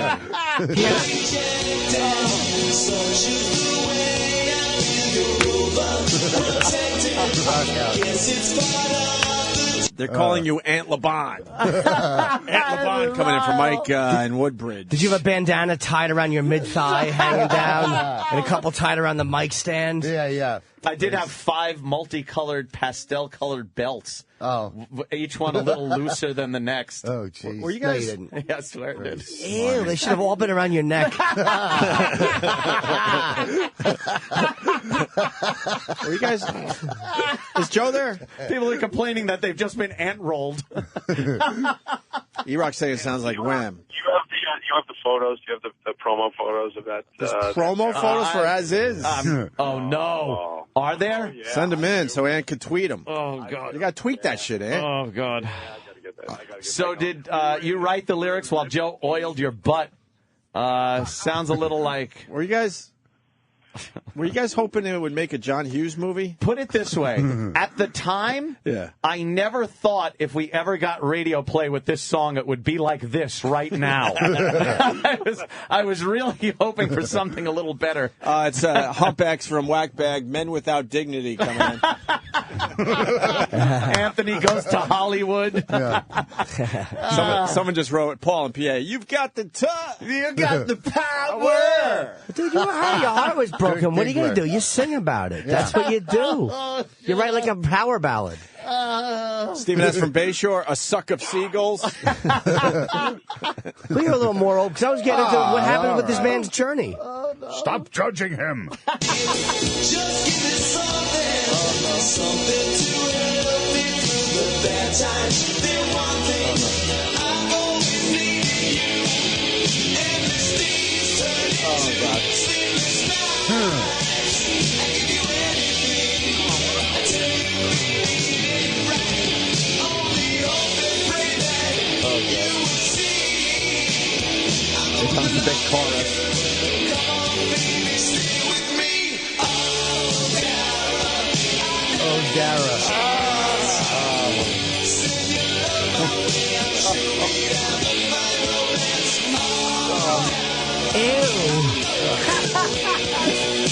You should have been singing, "Oh, Daryl." Oh, Daryl, you like fucking Vincent. mo. Vincent the Chin over there, shielding your fucking shameful face. Did she save the final dance for you? The fact that Jimmy said we should have been singing. Puckering. My asshole is puckering. The fact that Jimmy said we should have been singing "Oh, Daryl" because this is so gay. Oh, It's fucking. But you know, you wanted her to save the last dance for you. Oh, Who are you, fucking Tom Cruise? And Born on the 4th, you ran in the rain to go to your prom. This is so bad. Oh, wait a minute. Keyboard player Joe Curry checking in on text. Oh, God. And? He just put his hands into a meat grinder. It's retribution. Let's see what... Hey, look, if you got to get a positive out of this thing, the harmonies were okay. Think about it. Just take everything else. There's no positives out of this thing, except for everybody's blood. Joe Curry says, I have promo photos, 30 years, and we finally get this shit on the radio. Wow. This should have been a hit. Both Daras in the country would have loved this. Dara. Maybe you can update it. Oh, Lawanda. Shit. No, I knew this would be really bad. It's not that bad, though. I mean, Dara was going to save that last dance for you. I understand that. People think this is an Air Supply tribute band. I just tweeted a picture of what Ant looks like as we're listening to his old song. Yeah. I've seen pedophiles walk into court prouder than he is right now. I can see the picture.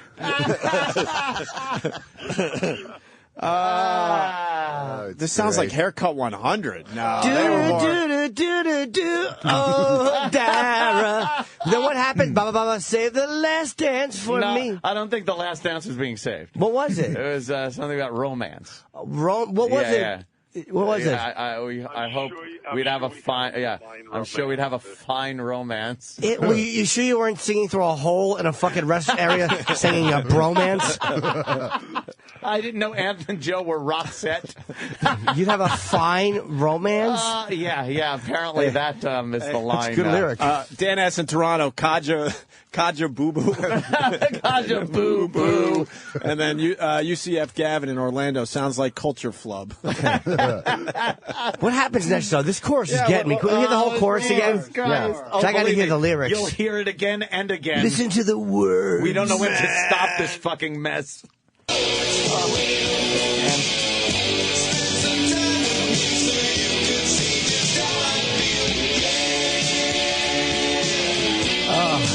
Obligatory guitar lead. Oh,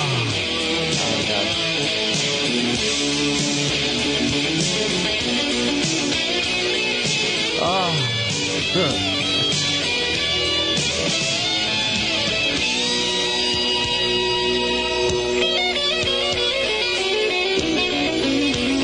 Joe's guitar show.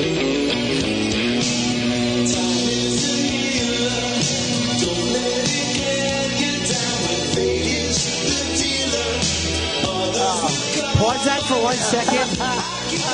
Did you say time is the healer? Time is the healer? I thought I heard fate is the dealer. Can we rewind that? That couldn't have been what he said. I must have misheard that because time is the healer. No, you have to say what you said to Anthony. Hey, you wrote it, faggot. Wait, but fate is a dealer. You said it. This is turning brother against brother. Wow, if your ears could fucking hang each other, they would. So you didn't have to hear this. Wait, let me hear that line again. Because I want to make sure that was a pretty good one. Because fate is a dealer.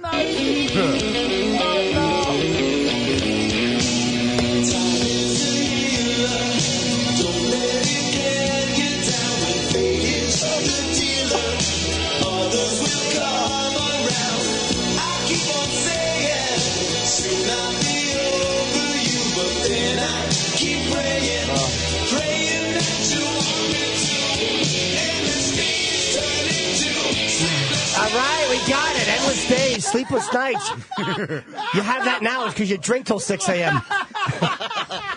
And You're killing me. Oh, fuck, this is so bad. Why? It's not. It's you know. I can't take this. It doesn't get better over here. And you don't pray? Spanky1684 on Twitter. Tears for queers. Praying that you want me to. When's the last time you prayed and it wasn't over a toilet? I swear I'll never drink that much again. And Conway Tweedy, he writes, flock of seagulls shit. Oh, the 80s. It's quintessentially the 80s. It's 80s hair band, though. Yes. There's like they're bridging the gap between the two genres here. Sure. I had a hard time. I can't believe ever being that talentless we've gotten as far as we have. I just can't believe it. That was just fucking Yeah, but you know what? It says they picture me doing a slow motion roundhouse kick in the air. And the video. What is Dara doing in the video? Oh, hopefully fucking getting an abortion.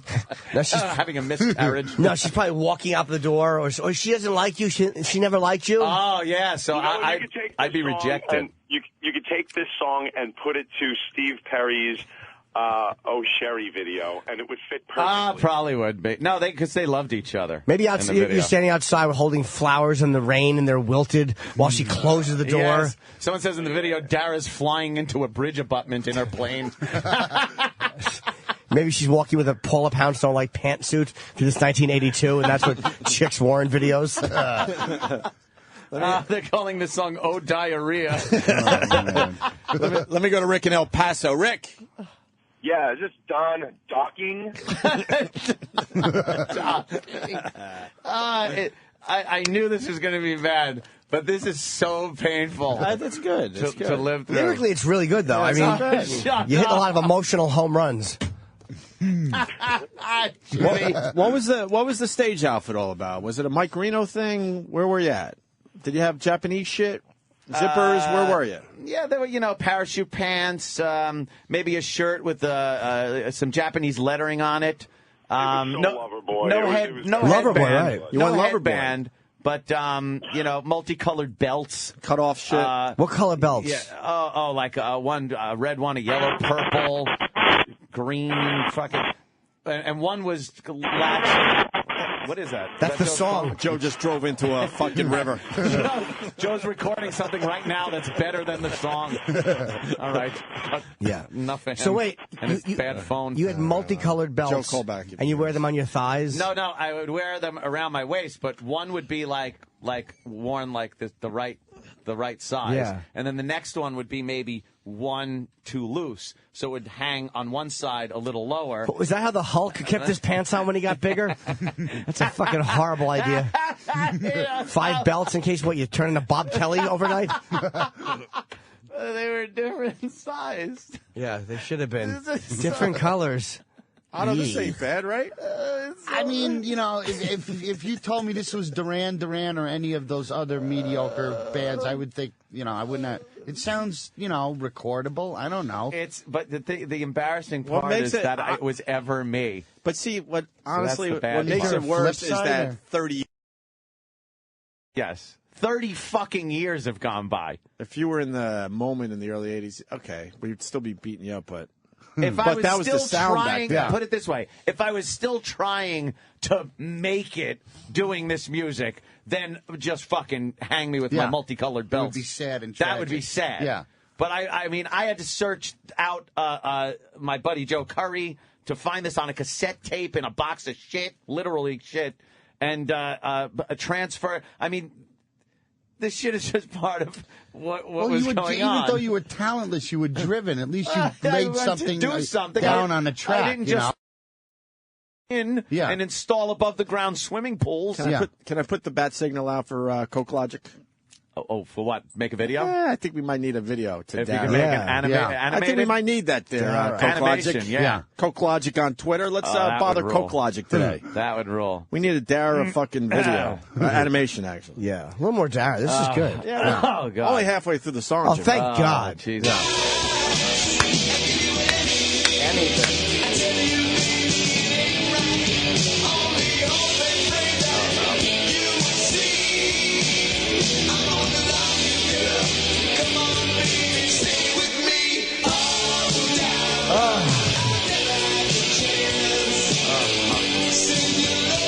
Just send it my way.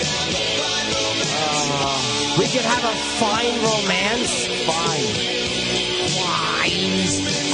How's your romance? Fine. Yeah. That was the original title of the movie with that Tarantino wrote. Fine Romance. Oh, God. You know what you were? Killing me. You were a drip. What a wet end. Oh, God damn. That's your romance. This I really corrected is. him. You know, Dara's close to 60, probably. Whatever. Yeah. Gives a He's shit. a busted Mid to police late now 50s. somewhere. Yeah. With no teeth. Yeah. So it goes, In a fucking and trailer park you're somewhere. going to Hollywood, dog. I've heard better sounds in a paint toilet. Dara became a hoarder. Yes. I picture people with mullets and fanny packs dancing to this. Yeah. Anyone who's been dumped by a girl named Dara this is going to resonate. Oh, God. Look, I fucking warned you that it was really bad. Too bad it wasn't 40 years earlier. You could have been singing "Oh Clara." Maybe Phil Rizzuto would have signed up, since that was his stupid wife's name. How many times we're going to hear that in a fucking Yankee broadcast? Boo, Phil. Oh God. This is so bad. I can't take it. It's only proper that you suffer. I guess that's it. I'm joking. I liked it. Oh, no, there's more. Oh, fuck.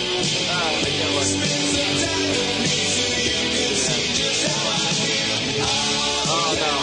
Now the refrain. Now I'm just crying. Stop it! Why? Stop it! Oh, damn! Turn it off! Take Is this where we got to get our lighters out? Yeah. Are you singing with a clenched fist and your eyes closed, all eyes fucking closed, emotional? and I have the mic stand rocked back at about a 45-degree angle. God, horrible. I'm clenching my fist and fucking like, oh, God. Oh, Dara. You smarmy bag of douche. It's horrible. It's You never painful. met Dara. Fuck Dara. I know. There is no Dara. She's some drunk trying to get into a club. Danny just put up the What is final there? scene of the Breakfast Club, yeah. Yeah, with the fist How raised in the air. awful was that? Oh, He's in the speaking of field. awful, my opening act this weekend, John O'Rourke. Johnny Up. No, a very fine performer. He's on the bill with He'll me. be singing Dara. I promised him a plug. He will be singing Dara. I'm telling you, Otto and George Comics at Foxwoods tonight, tomorrow, and Saturday. 5 shows Otto's doing up there at Foxwoods.com. Let's just try to keep the salty language to a minimum. Yeah, I'll go with that. Yeah. More? Oh, God. False ending. 80s false ending. Yeah. Stay tuned for the drums. Because it wasn't enough. All right.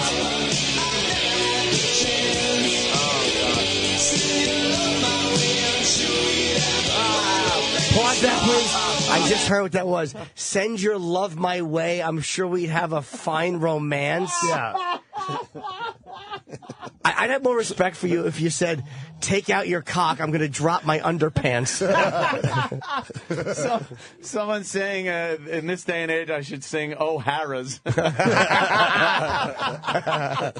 was a good one. I missed your name. Sorry. Oh, my God. O'Hara's. O'Hara's. Oh, The instant feedback and the Twitter is spinning like a slot machine right now. The amount of feedback coming in is... Look, I told you. Can't even keep up with it. I warned you. I prefaced it, and still, I can't take it. I am fucking so hot. I'll say. You were back then, too, with lyrics like that. I'll say, though, honestly, though, like, if she had sent her romance his way, honestly, it probably would have been a fine romance. If Dara. Why? I can't wait till You could be celebrating your 30th wedding anniversary with Dara. Yeah. With a house full of fucking shit. Yeah. And she'd see what your love was all about. You know, she sent her love your way. Because endless days equals sleepless nights. And fate's a dealer and a fine romance. You're really picking up on the lyrics Oh, there, yeah. Actually, Dara would have divorced you and taken all your as-is money. All my as-is cash. That's right. That's right. Wonder how Dara would feel about Keith the cop fucking leaving shits in your toilet. It worked out for you in the end. Wonder how Dara would feel about girls who have to be ID'd when they walk in the door. Fucking showing their clits as fucking FBI agents are coming by. Wow. Great. Oh, Dara, I'm sorry. I came on that 14-year-old in the pool. Send your love my way. I'm a fool. All right, you made it, man. Oh, is it over? No. Oh, God. Oh, Jesus. All right.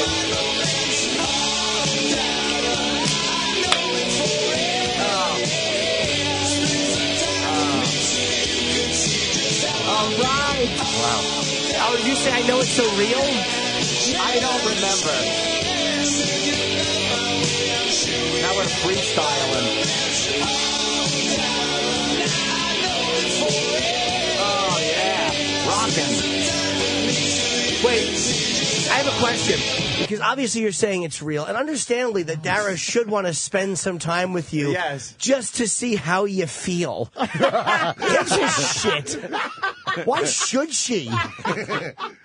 Like, if a girl doesn't like you, spend some time with me. So you see, she knows it's real. She's not interested. I don't know. She's fucking somebody who sings better, like Yoko Ono.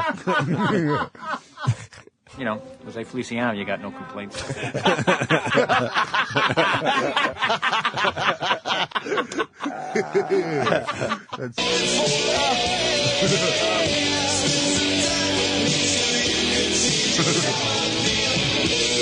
Oh, the big end.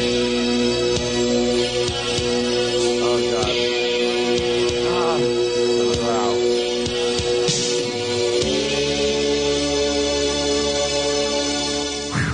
And this is where all the guys in the band, they come on the cracker, and then the lead singer eats it, and the video fades out. So you can see how I crunch. Oh, fuck, man. What a delicious torture. Wow. That was really rough. I am like fucking... I feel like I've just worked out. I'm tired. Oh, God. I'm sweaty, and I'm now on the know brink why of anxiety. Firemen ran back into Tower 2. Holy shit. Playing in the courtyard. Dara. Anything to get away from that. Jesus. Otto and George will be at comics at Foxwoods tonight, tomorrow, and Saturday. Foxwoods.com. That song was so bad, everybody's going to Egypt now. Oh, Chip. I can't even make fun of Chip. Why? I knew a girl named Dara. Yeah? Well, you got that to fall back on now, which is good. Which is nice. Well, now it's part of radio history. It's out there in the fucking ether. Jimmy, tomorrow? Do we hear yours? Oh, yeah. Mine is...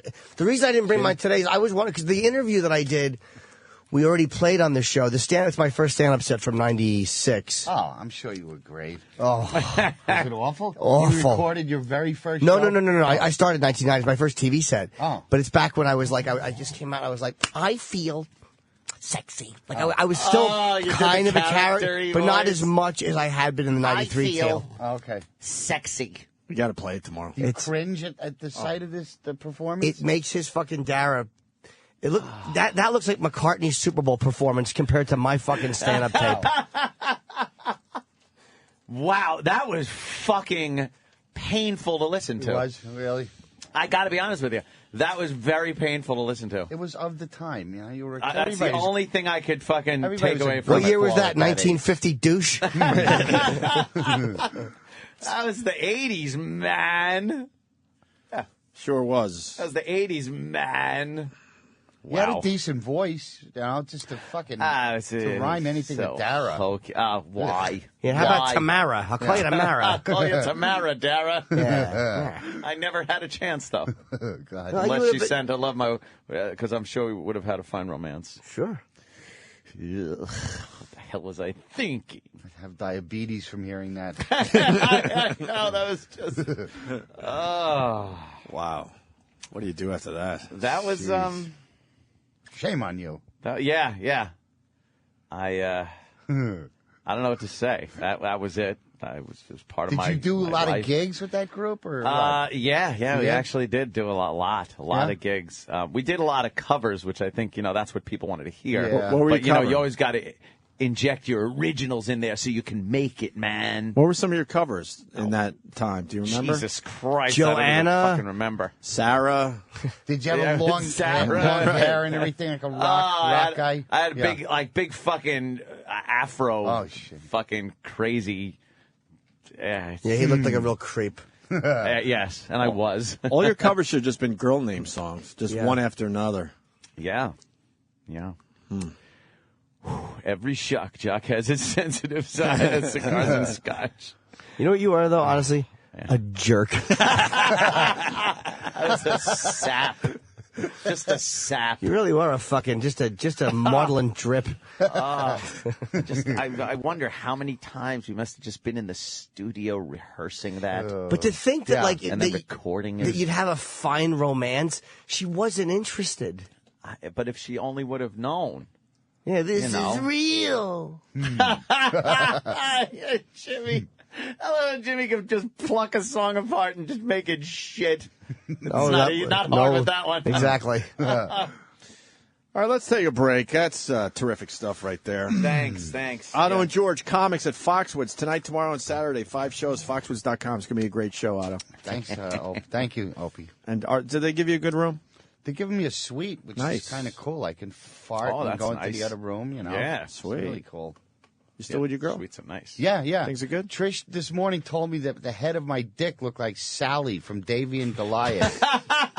I used to call her Yodel Head. Oh, yeah. It looked like she had two yodels Yeah. on the side of her head. Oh, yes. What, you got some growth going on? No. Got some like cauliflower down there? Sally from Davy and Goliath looked like the head You of ever a see circumcised Sally's, cat. yeah, The Sally's Now I mother's got to cat. see it again. It's Yeah. been a while. Yeah. I know it's funny, so I just laughed there, Yeah, but I probably Sally. should remember what she looked like. Yeah, punch that up on the dopey computer. Sally. No, that's not it. That's not going. That's You need the claymation one. Exactly. Yeah, the actual. Yeah, that'll work. Yeah, that's there's some growths going on the side of the mushroom head. That's where your head would like flare out if it's really engorged. Yeah. I used to like Davey and Oh, Goliath. it was great. It's hard to get laid Remember when with you didn't realize it was? It's hard to you get just, laid with a religious dog. And the black neighbors had the same features. They were just like Yeah, they were caramel darker. colored. Yeah. I remember watching that and not thinking anything about religion. Like it was No. just like a claymation Very cool show. claymation show. And then you start realizing, hey, everything is, Yeah. Well, Davey, God wants us to be nice to our Yeah. neighbors. And you're like, oh, God comes into this Sick every... Christian fathers. It really... Some great parodies of this old show, man. Oh, yeah. Awesome. Where they're, Remember the one where killing- he was in the soapbox derby and he didn't bend the cotter pins for the wheels? Kind of, yeah. And the cotter pins came out. And he crashed. And it offended Christ? Something happened Yeah. like that. And then he told somebody that he was betting a Jew. And his father got all upset. The one I remember is when they went through Davy's closet, and they were like, "What is this?" And it was shit porn. It's easy to make claymation shit, too. It's very easy for the artist. They just got to squeeze a piece of It smells brown clay. it smells the same as claymation. Anything else? There's nothing nasty about claymation shit. I used to watch. I like how Davey ran too. His knees never bent. Yeah, he just did that run with that flat-footed, straight-legged run. Yeah. It was. What was the one with the toucan? Jake. Remember, he had a toucan named Jake. I don't know what the big thing with God was in that. I don't know. Gumby and Pokey were probably the same company, right? Yeah, It's the same but that style. was no religion No. there with Gumby and Pokey. And then there was another one where he went to the newspaper place and Editor Ed was there. Uh-huh. And they broke something. This is on Davy and Goliath? Yeah, it was always some kind of shit where Davey would fuck something up, but then it would be fixed because Oh, I think God. the father, and it was in Dallas, and the father printed a Kennedy ad that said "Wanted for treason."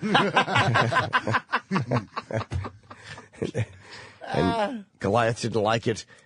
Remember the episode where Goliath's little pink lipstick penis stuck out? Yes, the little clay dick. Yeah. Came out and Sally sucked it. Yeah, and then the mother picked the dog up and shook it angrily, and he tinkled in her face. There was always that thing of the talking dog is very much, the sign of evil and the devil, and That's the true. fact that it was in That's a true. religious program like Davey. that. Let me see if I can play my tootly horn. Yeah, I wonder if Son of Sam watched that show.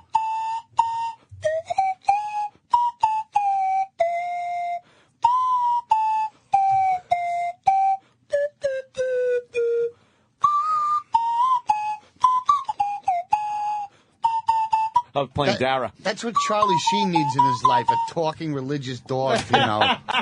Getting a suitcase full of blow and some porn hookers up here. Don't do it. Don't do that. Do we have any audio of Davy and Goliath? Yeah, I want to see some Davy and Goliath. Yeah, it really was good. They wouldn't even be able to really get away with shit like that now. It was the Catholic Church just trying to drill shit into kids' heads. Well, at least it wasn't their cocks. Yeah, you had to be up early to see this show. Very early. It was like after the Farm Report. Farmer's Almanac. The Farmer's Almanac was right after the beep. What time did it start? Like 7? Fucking cock-blocking. We now end our broadcast day. Yeah. Boop. Oh, there he is. Cheat day. Oh, Yeah. there's the song and The Roman Catholic Latter-day Church. Saints. What the fuck is this? The horns? Oh, yeah. This is when you knew it was early. And then when you got older, this came on like after you've been staying up all night. Yeah. All Saturday night and it's Sunday morning. A crystal meth You bender. Yeah. Crystal meth Oh, yeah. bender. The fucking spaceship. Oh, yeah. He sets off a little rocket. Yeah. And it goes into the heavens. That's good. And explodes. And then what happened? Oh, it spells Davy and Goliath. He's a little Timothy McVeigh, isn't he? The United Lutheran Church in America. That's creepy. and then the glass shards fall on him. It's Tower 2 coming down. This one is called Officer Bob. All right. I loved this one, Officer Bob. At the firehouse. How long were these? I don't remember. 15 minutes. Were They they were like 15? 2 15-minute stories. You know where?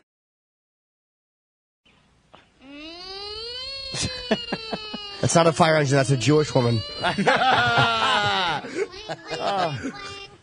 saw him talking to a Negro. The dog sounds like Kenny. It really does. Yeah. Smarter, too. Yeah. I don't like going for that ride without Davy. Oh. What the hell's going on? The Oh, cop? Davy and Goliath are hiding behind a tree. Why? With Officer Bob. Look what the boys are doing. What? Oh, Davy. He's planting a throwaway piece on the dead Puerto Rican. Come on, gang. Act like there's a fire in the middle of the night. Oh, yeah. Fire. They're all jumping. They're all sliding down the pole. Oh, shit. Landing in each other's Slide down laps. the pole, landing in each other's Yay. laps. Oh, Yeah. Uncle Paul. Sick Why did pedophile he wrote come this. with you? Yeah. Something wrong? Uh-oh. What's wrong? Something I did? Uh-oh. Something the priest did? Yeah. Something Davy did? Oh, yes. The Oh, kid's no. not- All he has to do is tell me about Jim it. Cameron and all his fancy technology. This Yeah. is much more entertaining. Freaking Avatar. All he's got to do is tell the cop what he did. Yep. Well, he raped 3 girls. Yeah. Yeah. Clay. What did he do? Fire. Aw, pipe down. Yeah. Davy's Dog bummed has no out. rectum. He has bigger concerns than the firehouse. That's why he's brown. He's a shitbag on his little dog side. His dog side. Oh, shit, a real fire. Is that a whistle? I don't want to listen. No. To this show. Hey, Davy, the guys aren't on the engine. No. Because it's a real fire, dummy. You don't send kids to a fire. Yeah. Why is the cop going? Because Why is Officer Bob going on the fire truck? Officer Bob likes to suck their cocks in the back of the truck while they put their hats on. The fire's like right across the street. Yeah. Of course, there's a church in the picture. Officer Bob might see me. What did Davy do? That Officer Bob's got a problem I with. don't know. Yeah. Come on. I can't. Oh, shit. All right. Goliath's biting Davy now. They bit his knee. All right, they're driving to the fire. It's an ambulance. Wow. The fire hydrant's bigger than the truck. This is big. Fucking Al-Qaeda got to this building. Holy shit. And Oh, they're wow. pulling the ladder out. This is good. How long did it take to make these fucking things? Long time. One frame at a time? Claymation's very, very tedious thing. Jesus. Open up that fire hydrant. Oh, boy, this looks like a shady part of town, too. Yeah, it really Might does. need some darker clay. Wow, that's nice in scale. Yeah. A big dump truck went by. It was shorter than the guy standing next to Exactly. it. Well, their heads are over the windshield. Yeah. Oh, wow, 3D. Wow. All right. They just pulled up to the fire. Raised the ladder. The tiny pocket ambulance pulled up. A little ambulance. There's Davy. Walking by the coffee shop in The fuck book store. The town fuck book store. What's the water made out of in claymation? It's like cotton or something. Yeah. This one? Oh, a Negro. Saran wrap, it usually looks like. They're just yelling fire. These little pyros. Yeah. Uh-oh. There's a woman trapped in the fire. Oh. Good. Oh, no. The ladder won't reach? Yes. I hope not. Fall. Oh, she steps on the top rung. She just falls off and she just has one flat side where the clay flattens out. Oh, the fireman rescued her. You're going to need some darker clay. Stand back. Oh, shit. Who's this old codger? Oh, no. Guy with big ears is trapped. Yeah. Why? I'm a cop. My union doesn't allow me to do this. Oh, he's jumping into the thing. Oh, he's jumping into one of those things. They're telling him jump. Yeah, And then jump. they pull it away. Uh-oh. Oh, wow. The bricks are crumbling. Oh, he falls. There he goes. He's fine. What happened? Wow, What that the building's fuck really does this going have up. to do with God and the church? Yeah, what happened? Yeah. What happened?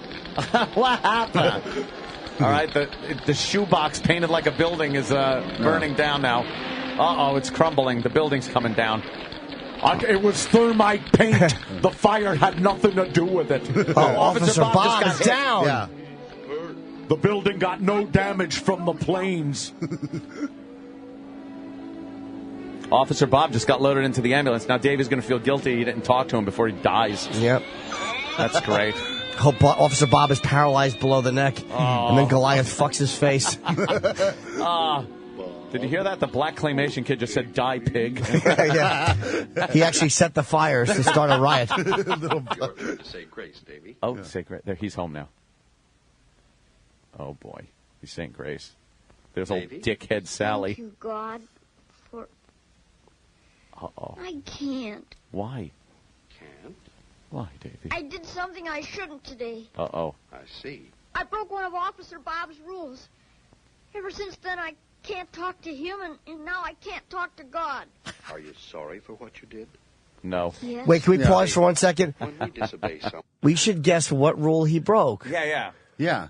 What rule did Davy break of Officer Bob's? Officer Bob probably has a rule about talking about the photographs they take together. Yes.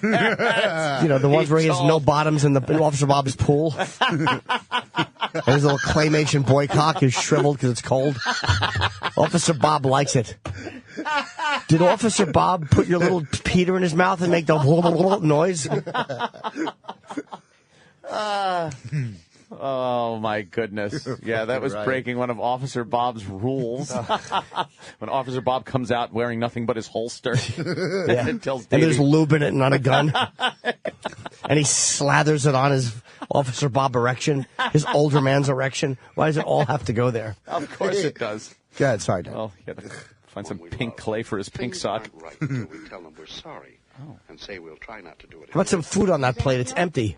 Yeah. God, I'm sorry for what I did. This Please Sally. make Officer Bob well, and help me make things right between us. Amen. Excuse me. What? I have to make things right with Bob right now. Get back here, little No. fucker. Get in here. Set fire to a nursing home, you little truant. What hospital's Officer Bob in? He was dead. Why, Bob's okay, Sonny. What? He's back on the job at Spruce and Maine. Yeah, like that would happen. Yeah. A cop gets injured on the job and he's back the next day. Fuck that. That's like- Yeah. 6 weeks paid, motherfucker. Yeah. I'm sorry, Bob. I'm sorry. Where's Officer Jesus, Bob? he's walking down the street saying, "I'm sorry, Bob." Where's Bob? He's helping his millionaire friend who got another speeding ticket. Officer Bob, I need a PBA card. I want to drive 100. Well, he's got a bandage on his head and he's directing traffic. Yes. Get out of here. Yes. First of all, why isn't he fat and a woman and black if he's directing traffic? True. Oh, stop all the traffic. Yes. Davey's coming in. I'd be so pissed. Yeah. Move, you dog. Oh, look, this guy is pissed. Good. He's beeping. Everyone's beeping at Davey. Everyone's mad. Look, everyone's pissed. All they got to do is turn that clay eyebrows down. Why does he feel guilty about this fucking civil servant getting a brick to the head? Yeah. About time. Oh, he's helping Oh, Officer he's directing Bob. traffic. Yeah, that won't be a lawsuit if two cars hit each other. Okay. We never find out what rule. I wonder if they said. I broke. wonder if they said in the beginning. No, they didn't. Like behind the tree. Production. That is the same one. Behind the tree. No, I don't remember them. Does it say? He never said what. I'm looking now. What happened? I think he was just truant, or he was supposed to be there early. Oh, he was probably supposed to be or he there. set the fire. No, he was probably trying to smite a Jew. You know those godless people. Yes. Ah, jeez. Your mother's What, Dan? Officer Bob. What, love? Yeah, there's no info on that. I'm gonna have to do some research, find out what Officer Bob rule Davey broke. Trish wrote, "Tell Anthony the band should be called Accept the Cock." Accept the Cock. Yeah, accept. That would work. Yeah. Yeah, that was my my youth. Yeah. I was hoping to make it as a big rock and roller.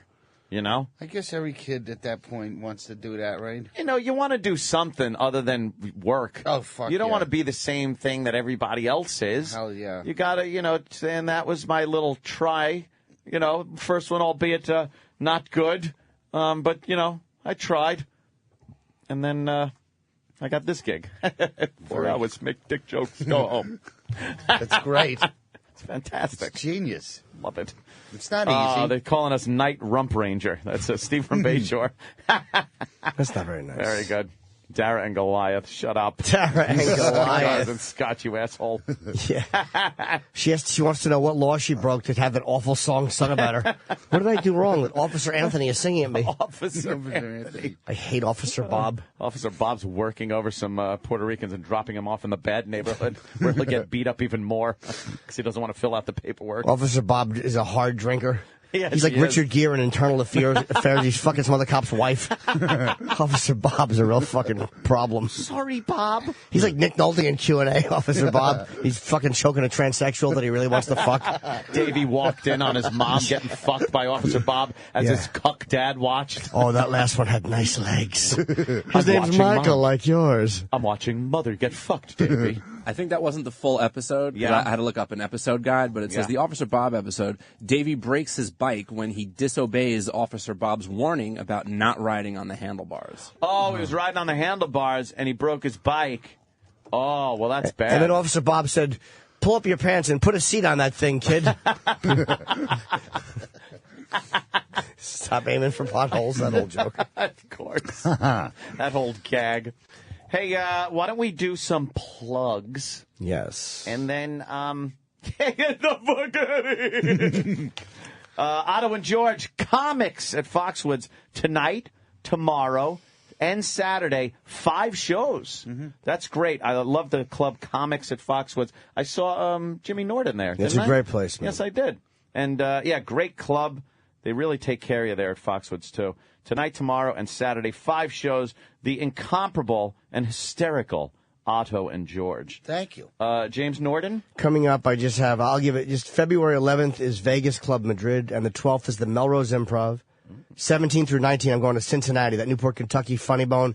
And then after that, I have Gates in Portland, Wellmont Theater, Jersey, Cobb's in San Francisco, Wilbur Theater in Boston, and Irvine Improv. So just look it up for those dates. Oh, where is this all centrally located, this information? You can just go to my fucking, I don't know, my fucking, my app has it. I think eatabullet.com might have it. Oh, or you know what? Just subscribe to Jimmy on Twitter. Follow him, and You'll he'll find tweet. out. And he'll tweet. I will be on Red Eye on Fox. Are you doing it tonight?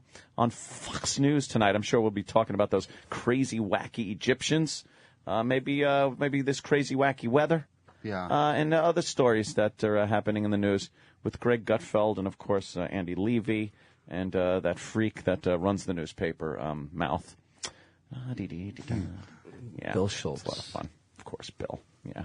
Bill's, went out drinking once with Bill after the show. Holy shit. That guy can drink. Really? The whole crew can really fucking drink. I've never done a television show where the whole crew can go out and just get fucking smashed, hammered. Which TV show is that? Red Eye, Greg Gutfeld show on Fox News. So they're all drunks, huh? All fucking just raging alcoholics. Fit right in. It's wonderful. Last time I did Red Eye, I didn't get back to the hotel until like 3:30 in the morning. I just stayed up and came into work. I found myself doing the show, going to a bar, and then the next thing I knew, I was in a karaoke bar on the Upper East Side, just fucking nice. You just swept up into that world of singing Dara. Yeah.